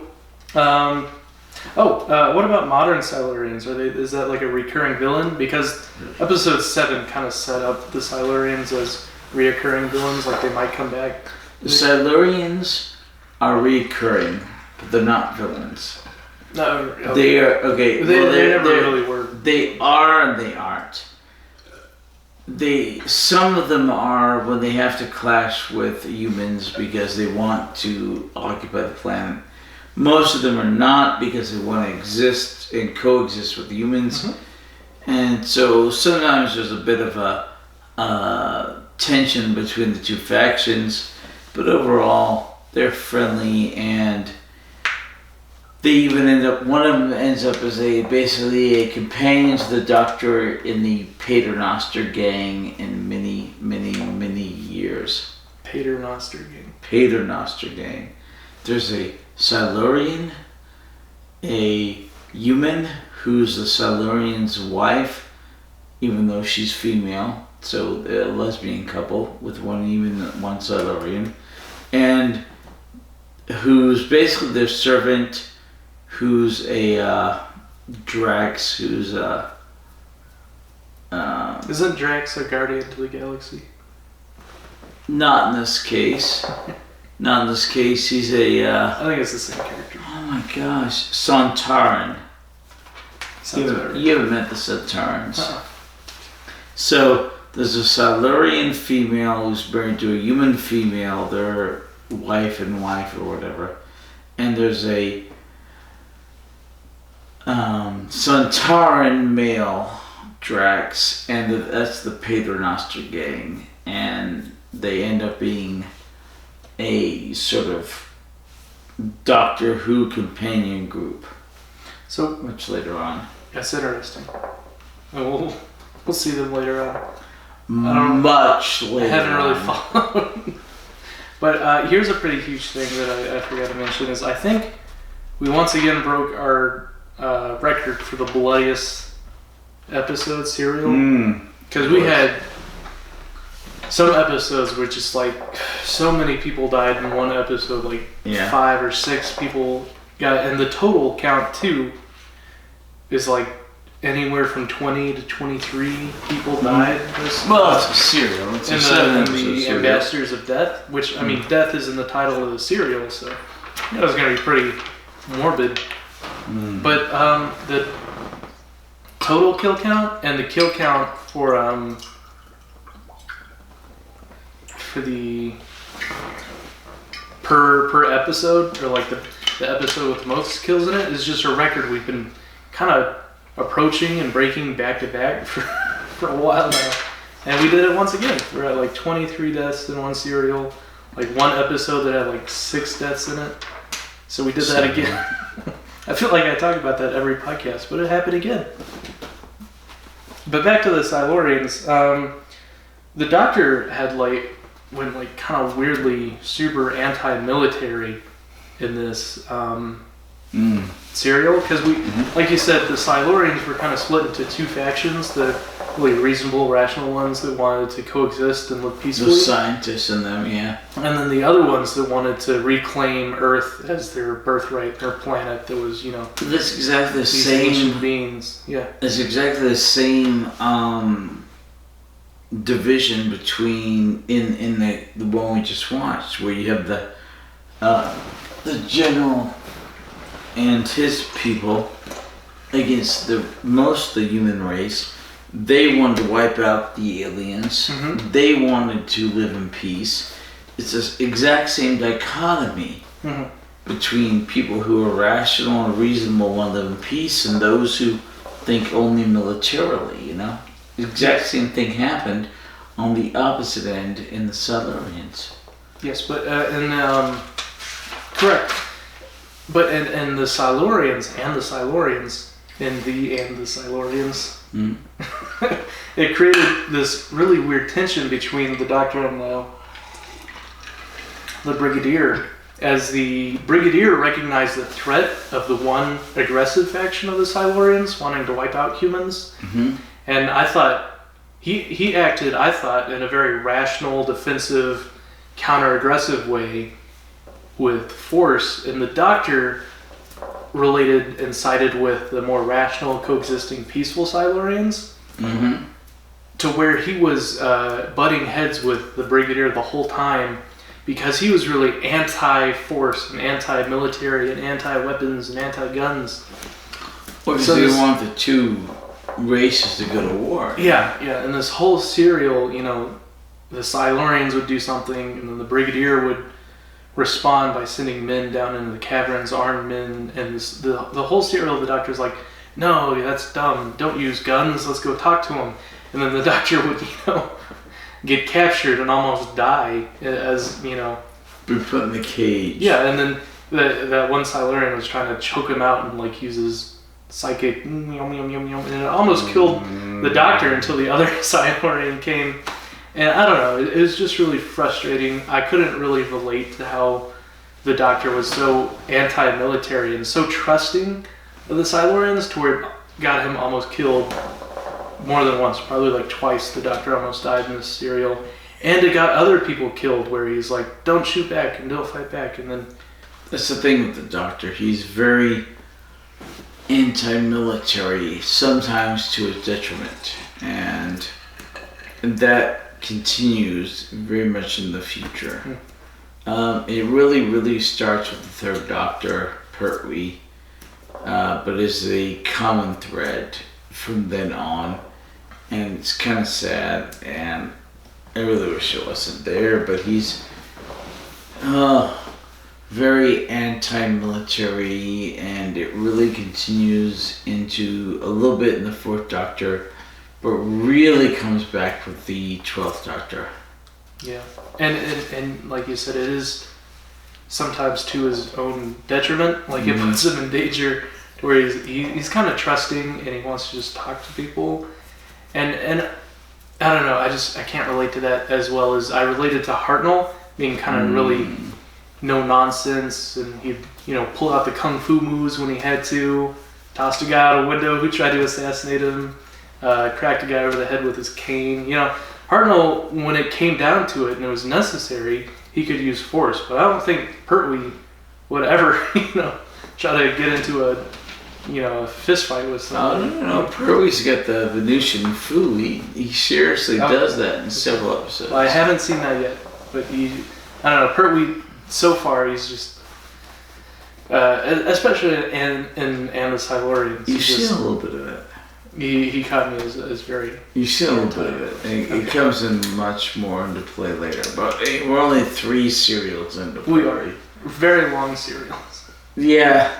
2 of them are very long serials. Can we talk about how the audio and visual direction of older TV shows is just awful sometimes? The Silurians, about 10 times an episode, they played this just shrieking alien, whatever the noise was they made with their third eye, their hypno beam, and went and Hypno-toad. Yeah, they killed people with it, and they opened doors with it, and it was just the most ear-piercing sound ever. And Lissa's there covering her ears, and it's just the worst noise ever. Yeah, it's not good. And they have just a ton of flashing lights, which feels like you're gonna have a light-induced seizure or something. For my wife, yeah. My wife has epilepsy and non-epileptic seizures, and a lot of flashing lights can trigger her seizures. It's bad. And some of these episodes have that, yeah. Yeah, just back in the day, people were so uneducated on the fact that, don't put big, bright, flashing lights into things, and don't put, terrible, ear-piercing, shrieking noises into things. And they had limited technology with editing, and they weren't great at it, and they didn't have it down to an exact science. And the knowledge. All the way up into like the 90s, where they're making the Pokemon TV show. There's this one infamous episode that got banned because it had triggered everybody. It triggered every child's light-induced seizure epilepsy because it had so many bright flashing lights in it. And people just didn't know that's not a thing you can do. To where it was what it was. And that's, as a society, it's become pulled to everyone's conscious to the point where you even have these really independent content creators on YouTube and Vine and TikTok, and Vine? Yeah, every single person knows that light-induced seizures and epilepsy is a thing, to where if they have a video that they're uploading and they're posting, they put warnings on it, like warning flashing, and so everyone knows that now. All right, we've seen warnings lately on Netflix's Umbrella Academy. But did that have a flashing? Yeah. I remember that. That's probably why I made this note. Still a thing? No, not Vine, not anymore. But that was an example. Vine, but no, Vine got bought up by Twitter. Twitter shut down Vine. Then they made I can't remember what it was called. It was Audio something, and then that got bought out by some Chinese company, and now it's TikTok. So TikTok's just like a worse version of Vine. TikTok's owned by the Chinese communists, There's a lot of controversy going around about them collecting a lot of data, which is apparently really scary because they're this foreign power that's a communist. Chinese communist. And it's a bad thing that they're collecting a lot of information about everyone. But I think it's also funny in contrast. You also have American corporations that's collecting a lot of information, like Facebook. Better than China. But that's not so bad because they're not I don't a big like scary Facebook. I do not like Facebook organization. But it's still creepy, and I don't like the fact that the internet's just and there's collecting. So the government the U.S. government is looking into shutting down TikTok because the Chinese communists are collecting data. That's a bunch of hokey. Well, no, they can. You can't shut but they could. The Chinese are trying to sell off their American interests in TikTok to some American companies, so it won't be shut down. The government refuses to learn that they can't effectively ban anything. They tried it with prohibition. It failed horribly. They tried it with the war on drugs. That's failed horribly. They're trying to take people's guns. That's not going over well. If they try to ban TikTok, it's not going to do anything. So it's just a bunch of time. You can't ban an online thing. People will find ways around it. I just think the government should stop trying to ban things. I don't know. I'm not quite sure on that. But anyway, what's your next question? Next question. Seriously, the battery, we've recharged it, but only has so much life. No, that's true. We should finish up. The villain conveniently left the villain Silurian, dialogued a bit, and then he left the heroes. Instead of killing them, he just kind of left them there to die in the explosion. And I think I kind of thought that through and thought up a possible explanation. He wanted to get out of there before the reactor melted down. Mm-hmm. He wanted to go into hibernation and stuff. Mm-hmm. But it's just another one of those convenient villain tropes where he's like, you stay here and you're doomed to die, and I'll leave. And of course, they're not really doomed to die. Yeah. And the heroes always get out. It's like the villain never learns just to shoot the guy and then walk away. Just wrap up all of the loose ends. That's why I really liked Regan in this this current episode. He was so cold and calculated. He would never do something like monologue and then leave a villain to die in some trap. But he would always tie up loose ends, and he was always forwarding his own goals. And then when he was caught, he was just like... Immediately. Okay, you do this, and remember that I suggested it, you know? Yeah, immediately when he's up against the wall, he's figuring out how to... It's like the general. When the general was caught, he was like, I'm arrested. I will go quietly. That's not so much like a cold, calculated, tying up loose ends. Manipulative thing is the general is much more of, oh, this is my moral obligation. And he's this kind of honor-bound, two sides of the spectrum. But yeah, I agree. He was also, tight upper lip acceptance stiff upper lip. This cold acceptance of the situation. I will go. Society is sublime. He's arrested, kind of indignantly. Yeah, he did. But I really like Regan because he was a great villain. He was cold. He tied up loose ends. He's calculated. He was resourceful. He was kung fu. Really competent. Really competent. Everything you want in a realistic, competent villain. Someone who can actually throw a lot of kinks into the plans of. Exactly. And Unit was disappointing on the other hand because they let him do it by not enough guards. Not enough security at any point in the operation. But maybe the excuse we can give them for that was because General Carrington was denying them a lot of resources. It was the space center that guards, Yeah. So that's all of and the Silurians. Okay. Maybe to go back to the spearhead from space. This was when you were wasted. Yeah. Okay. I'm like. I went from, the reason I was so wasted was I went from, say, the War Games, which was 10 episodes, and I paced myself, I feel, pretty well, to the point where in the podcast I'm like, I'm feeling pretty good, I'm not too bad in the War Games, so I went to Spearhead from Space, and I'm like, oh, this is only 4 episodes, I better, do some drinking, or I'm not going to be drunk by the podcast.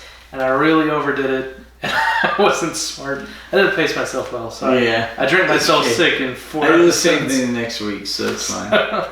Yeah, but yours is a little more, more understandable because I was at 7 episodes. So you did the opposite thing. I went from 10 episodes to 4 episodes. I picked up the pace. You went from 4 episodes to 7 episodes, so you kept the same pace. You were fine, but then it's hard. So what are your questions for Spearhead? So this was the very first serial where we had the third Doctor. And it was in color. Blu-ray. We had the higher definition as in 4K because of the filming strike. Right. So it is a first for a lot of things. We had UNIT. I wrote down what does UNIT stand for, but I think we've covered that. United Nations Intelligence Task Force. So really, it should be UNITF for force. No. Task Force. Is that Task Force is one word. UNIT. Task Force is one word. I think it's UNIT. So clay people. Did we talk about? There were clay people. No. What were the villains in Spearhead from Space? Were they called clay people? Autons. They're called Autons. And they were in the bodies of these. Well, there were the Autons, but then there are also these like plastic robots. Yeah. That took over, free people. It reminded me. We're gonna run a battery again. That's okay. I think it's not flashing yet. No, it's not flashing yet. I'm just giving you a warning. We're gonna run out of film space, maybe. But I think we already talked about this. Where, what was the faceless ones? The airport. Yeah, that was the second Doctor. Yeah, when that was originally written, I think because that was a reconstruction, and when Loose Cannon does a reconstruction, they interview people and they talk about the making of that. So they talked about the script writing for that. That's coming on animation soon. That's good. But they talked about the writing of the script for the faceless ones and how it was originally supposed to take place in a mall where the mannequins came to life. And in the Spearhead from Space, we have the Auton, the plastic mannequins. They came to life in the shopping store. So it reminded me of that. So I was wondering, since they changed the scene, the location of the faceless ones from a mall to an airport, maybe they're recycling that sort of plot line to where they were now using that idea in the Spearhead from Space. That makes sense. Yeah. And no, Faceless Ones has already been released on DVD in the UK. It'll be released here soon. And today, literally today, Fury from the Deep was released in the UK on DVD with a animation, and hopefully in the next 4 to 6 months it'll be released here in the US. Why does it take so long from Europe to US? Why does it take 6 months for them to release it? God, I don't know. Sometimes they're shorter, but usually it's about 4 months delay. But right now, at this exact moment, we're 2 animated shows behind the UK.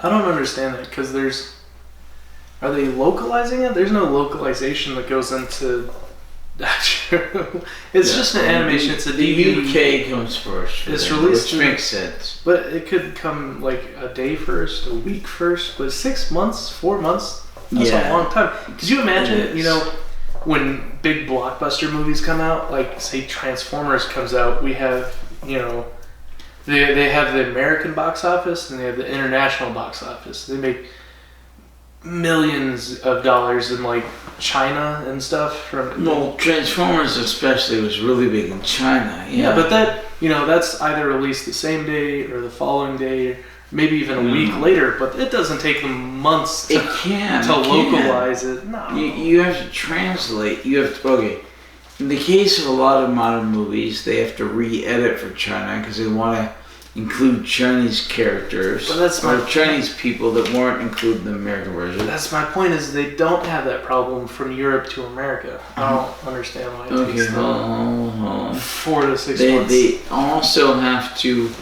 do translation for a lot of the foreign markets. They have to put it in, redub it in, or give subtitles in Chinese or in or other languages, Japanese or Hindi or whatever. But yeah, when it comes to the U.S. and the UK, there's not as much problem. But with Doctor Who, there's currently a good release gap. It's about 6 months. But why? It's not I don't my know. point is this. Get a VPN. With a VPN, you can be anywhere on the planet. Something's not available in your region. No. Just forward your IP to the region it is available. No. You want Buy it in the States so it'll count for the numbers in the States so they will continue to release stuff in the States.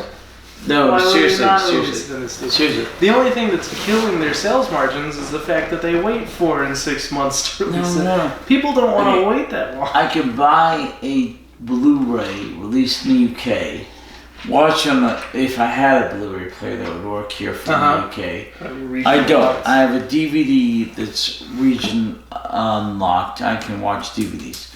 But the point is that I want the numbers to count here in the States. Yes. So they continue to release all the videos in the States. And it doesn't matter that it's not on Blu-ray, because I'll buy all the Blu-ray box sets and they release them here in the States. But I want that to count for here. So they can release the videos here. I understand what you're saying, and I don't disagree with that. Mm-hmm. I just disagree with the BBC's financial practices. They're marketing the fact that they wait so long. Well, it's due to formatting. Nah. Some of it. If they want to, some of it doesn't. Yeah. Some of it, it's due to some of it's due to formatting. I don't know why the great delay. But I want everything, all the animations, all the Blu-rays. I want everything released here. And I want to support that. So cool. I buy it on DVD and with the animation, and then when they come out with it on Blu-ray for the seasons, I'll buy the Blu-ray seasons. Mm-hmm. So I want to support that. I really do. Now, the Autons. Do they ever come back? They're kind of set up as a reoccurring villain too, right? They do come back. In fact, do they come back just in the Apocrypha, or do they come back in like the main canon? Seriously, they're in the very first episode of 21st Century Doctor Who. Oh, cool. So it's cool. Oh, and I was telling you about the Apocrypha DVDs. Yes. There's some Autons in the Apocrypha. Well, the Stranger is another series of that is going to show up, and I don't have, but I will have sometime soon. Cool. Yeah. But seriously, it's all there. The Autons also use mind control. Again, conditioning, Mm-hmm. mind influencing, Mm-hmm. which is we haven't come across very many Doctor Who villains that don't use mind control. Even the ambassadors from space use mind control. You will get to the Master soon. Yeah. He does, and he's awful. I love the Master. I just wish they'd come up with more creative plot devices to get the good guys to do bad things, like other than mind control. There's only so much you can do. I wish they would do something seriously. other than mind control. Only so much you can do. And the episode before that, the War Games, also mind control. There's mind control there. Spearhead from space, mind control. What, you have questions for The ambassadors of death, mind control. Spearhead from space? It just seems too convenient. Last question. We actually caught up. Last question. Oh, I wrote down the key has a metabolism detector. So the Doctor, he had his key to the TARDIS. It works for him because it has a metabolism detector. Someone else tries to use the key to the TARDIS. Doesn't work because the metabolism detector on the TARDIS. Yeah, it's not. But I feel like I remember Hartnell giving the key to Jamie, and Jamie, it worked for him when he had the key.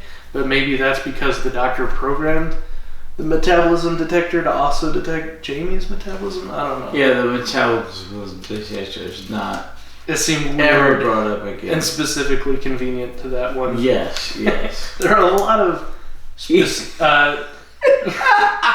Yes. specifically convenient, suspiciously convenient Yeah, exactly. and gadgets that show up. There's a lot of MacGuffins in it. It constantly. It's Doctor Who and several other shows. Oh, Nest Tunes. Is that what they're called? The Autons and the... What was the alien race? No, the Autons, and there was Nestunes. the Nestune was the main Auton thingy. Yeah. Does that come back? What was that? No. Is it just... Autons come back, but I do not They're like currently the- recall any reprisal of Nestunes. Because the Nest Tunes were like the telepathic alien part of the Autons, right? Correct. But I currently do not recall any reprisal of them. Okay. Although Autons That's come back, but I haven't, like I said, there's the Auton trilogy. I haven't watched all the Apocrypha. The Doctor's clothes. Did we talk about how when the Doctor first regenerates, he seems kind of highly influential, or highly influenced by his surroundings, and as he's first regenerated, he kind of develops a personality in those first few minutes, hours maybe, because we've only seen 2 regenerations so far. It was Patrick Troughton, when he first regenerated, he started looking through this chest full of things, and he's developing this sort of fun personality, and he pulls out a recorder and goes, "Oh, that's fun," and then that was his thing, and he's flipping through this 10,000-year journal, Right. the 1,000-year journal, and he's kind of you sort of get the feeling that he freshly regenerated Doctor has Is impressionable. yeah, he has a developing mind, kind of impressionable. His personality is based off his surroundings, and we see that again when Pertwee regenerates, and he sees these clothes from this bigwig Doctor, and he sort of establishes his style for the rest of this Doctor, is the tassels and the sort of the cape that he has, these fancy Not clothes. tassels, but cape and Or the ruffles, the ruffles he has. Right. And he sees that and he's like, "Ooh, that's a cool outfit," and then he puts it on, and then that's the kind of outfit he wears for the rest of. And then he steals the bigwig's car, and he's like, "I like this car. I want a car like this." And he gets Bessie, and that's like his thing, is Bessie. And anyway, that's something I noticed. And is that a recurring thing? Is that something that happens every time he regenerates? Is that he has an influential personality to where it takes the first few minutes or hours for him to develop his personality? Sometimes yes, sometimes no. Okay. There are times when the regeneration is absolutely contrary to everything around him. There are times when the regeneration absorbs and accepts and accommodates what is around him, like with the Third Doctor.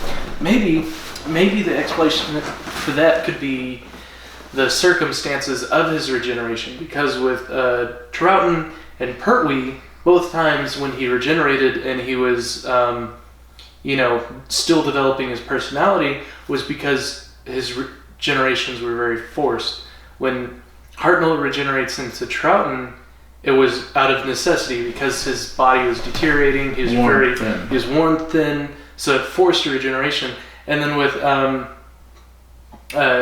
Troughton into Pertwee, he's trying to pick out everything about his generation, but the Time Lords are forcing that generation. They're picking his parents for him. He's like, no, I don't want that one. I don't want that one. And he's trying to set up, his look and his personality and his thing. And yeah, the Time Lords do that for him. They're like, you're out of time. This is your face. You're dealing with it. So maybe he's less, developing his personality. What's the word you use? Impressionable. Maybe he's less impressionable under other circumstances where he has more of a time to choose and pick his own appearances and his regenerations. I don't know. So maybe that's it's it. a bit of a hodgepodge, you know. Yeah, you got that right.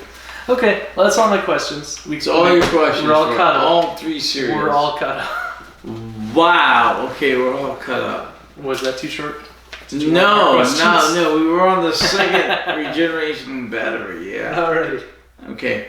So nothing else. That's all my questions. Do you have anything else you'd like to add? So we've gone the third Doctor's first, second, and third serials. Spearhead from Space and the Silurians. Doctor Who and the Silurians. The Ambassadors of Death. Ambassadors of Death. Yeah. And the next time we'll go to the last of the first series of the third Doctor of the seventh season. How many seasons does Pertwee have? 5. 5. So we're coming up on the last serial of the first season. The first season. Yeah. The season for Elizabeth Shaw. She's gone. 5 seems like a lot. That's the longest we've had. Like Hartnell and Troughton didn't have 5 seasons, did they? No. How many They seasons? had 3. They had 3 seasons each. So he has 2 more seasons, but less episodes per season, right? Right. So he has kind of 5 the same seasons, and then Tom Baker, the Doctor, has 7 seasons. He's the quintessential Doctor. Quintessential. What makes him thus? He's the Doctor with the most episodes, the Doctor with the most seasons, and the Doctor for many, many, many, many people, including myself. He was my first Doctor. So, like, your first Doctor kind of influences who you think of. Like who's your James Bond? It would be the actor. Exactly. Mine's Pierce Brosnan, because that's the James Bond I was raised on. No. Sean Connery. Sean bloody Connery. Sean Connery's great, but he's not James Bond to me, Right. because I was raised. I thought Pierce Brosnan was awesome. He had the It's gimmicky gadgets. The exact same scenario. Yeah. So your first Doctor, you'll never forget your first Doctor. The same in there, you'll never forget So your first when Doctor. someone says the Doctor, I think of this guy, because I've seen him in all the David ads. Tennant. Yeah, maybe this guy, one of these guys. Tennant That's is, usually the face. Tennant's the 20th first century Doctor. Yeah, I never watched Doctor Who, but all the ads and all the the merchandise. But for 20th century Doctor Who, That's the image it's that comes Tom up in Baker. my head when someone says the Doctor. Mm. That's what came into my mind. Okay, we'll see you next week. We'll see you next week. Finish off season 7 of Doctor. What's the next serial called? Oh, wait a minute. I didn't do the Bring it thing forth. here, but next season is Inferno. The Inferno. That sounds cool. Yeah, a bit of Volcano. Inferno's a bit of a mirror from Star Trek. Have you seen Mirror from Star Trek? Nope. Okay, so it's got a bit of Mirror from Star Trek. Kind of cool. Kind of like how this one was Odyssey from Space Odyssey. Well, 2001. Yeah. Yeah, kind of. Yeah. Well, just at first. All right. See you next time. See you next time. Thanks for joining us. We'll see you next week. Sing our outro theme, Hatter. We don't have an outro. Well, that's why you have to sing it. Whatever. See you next time.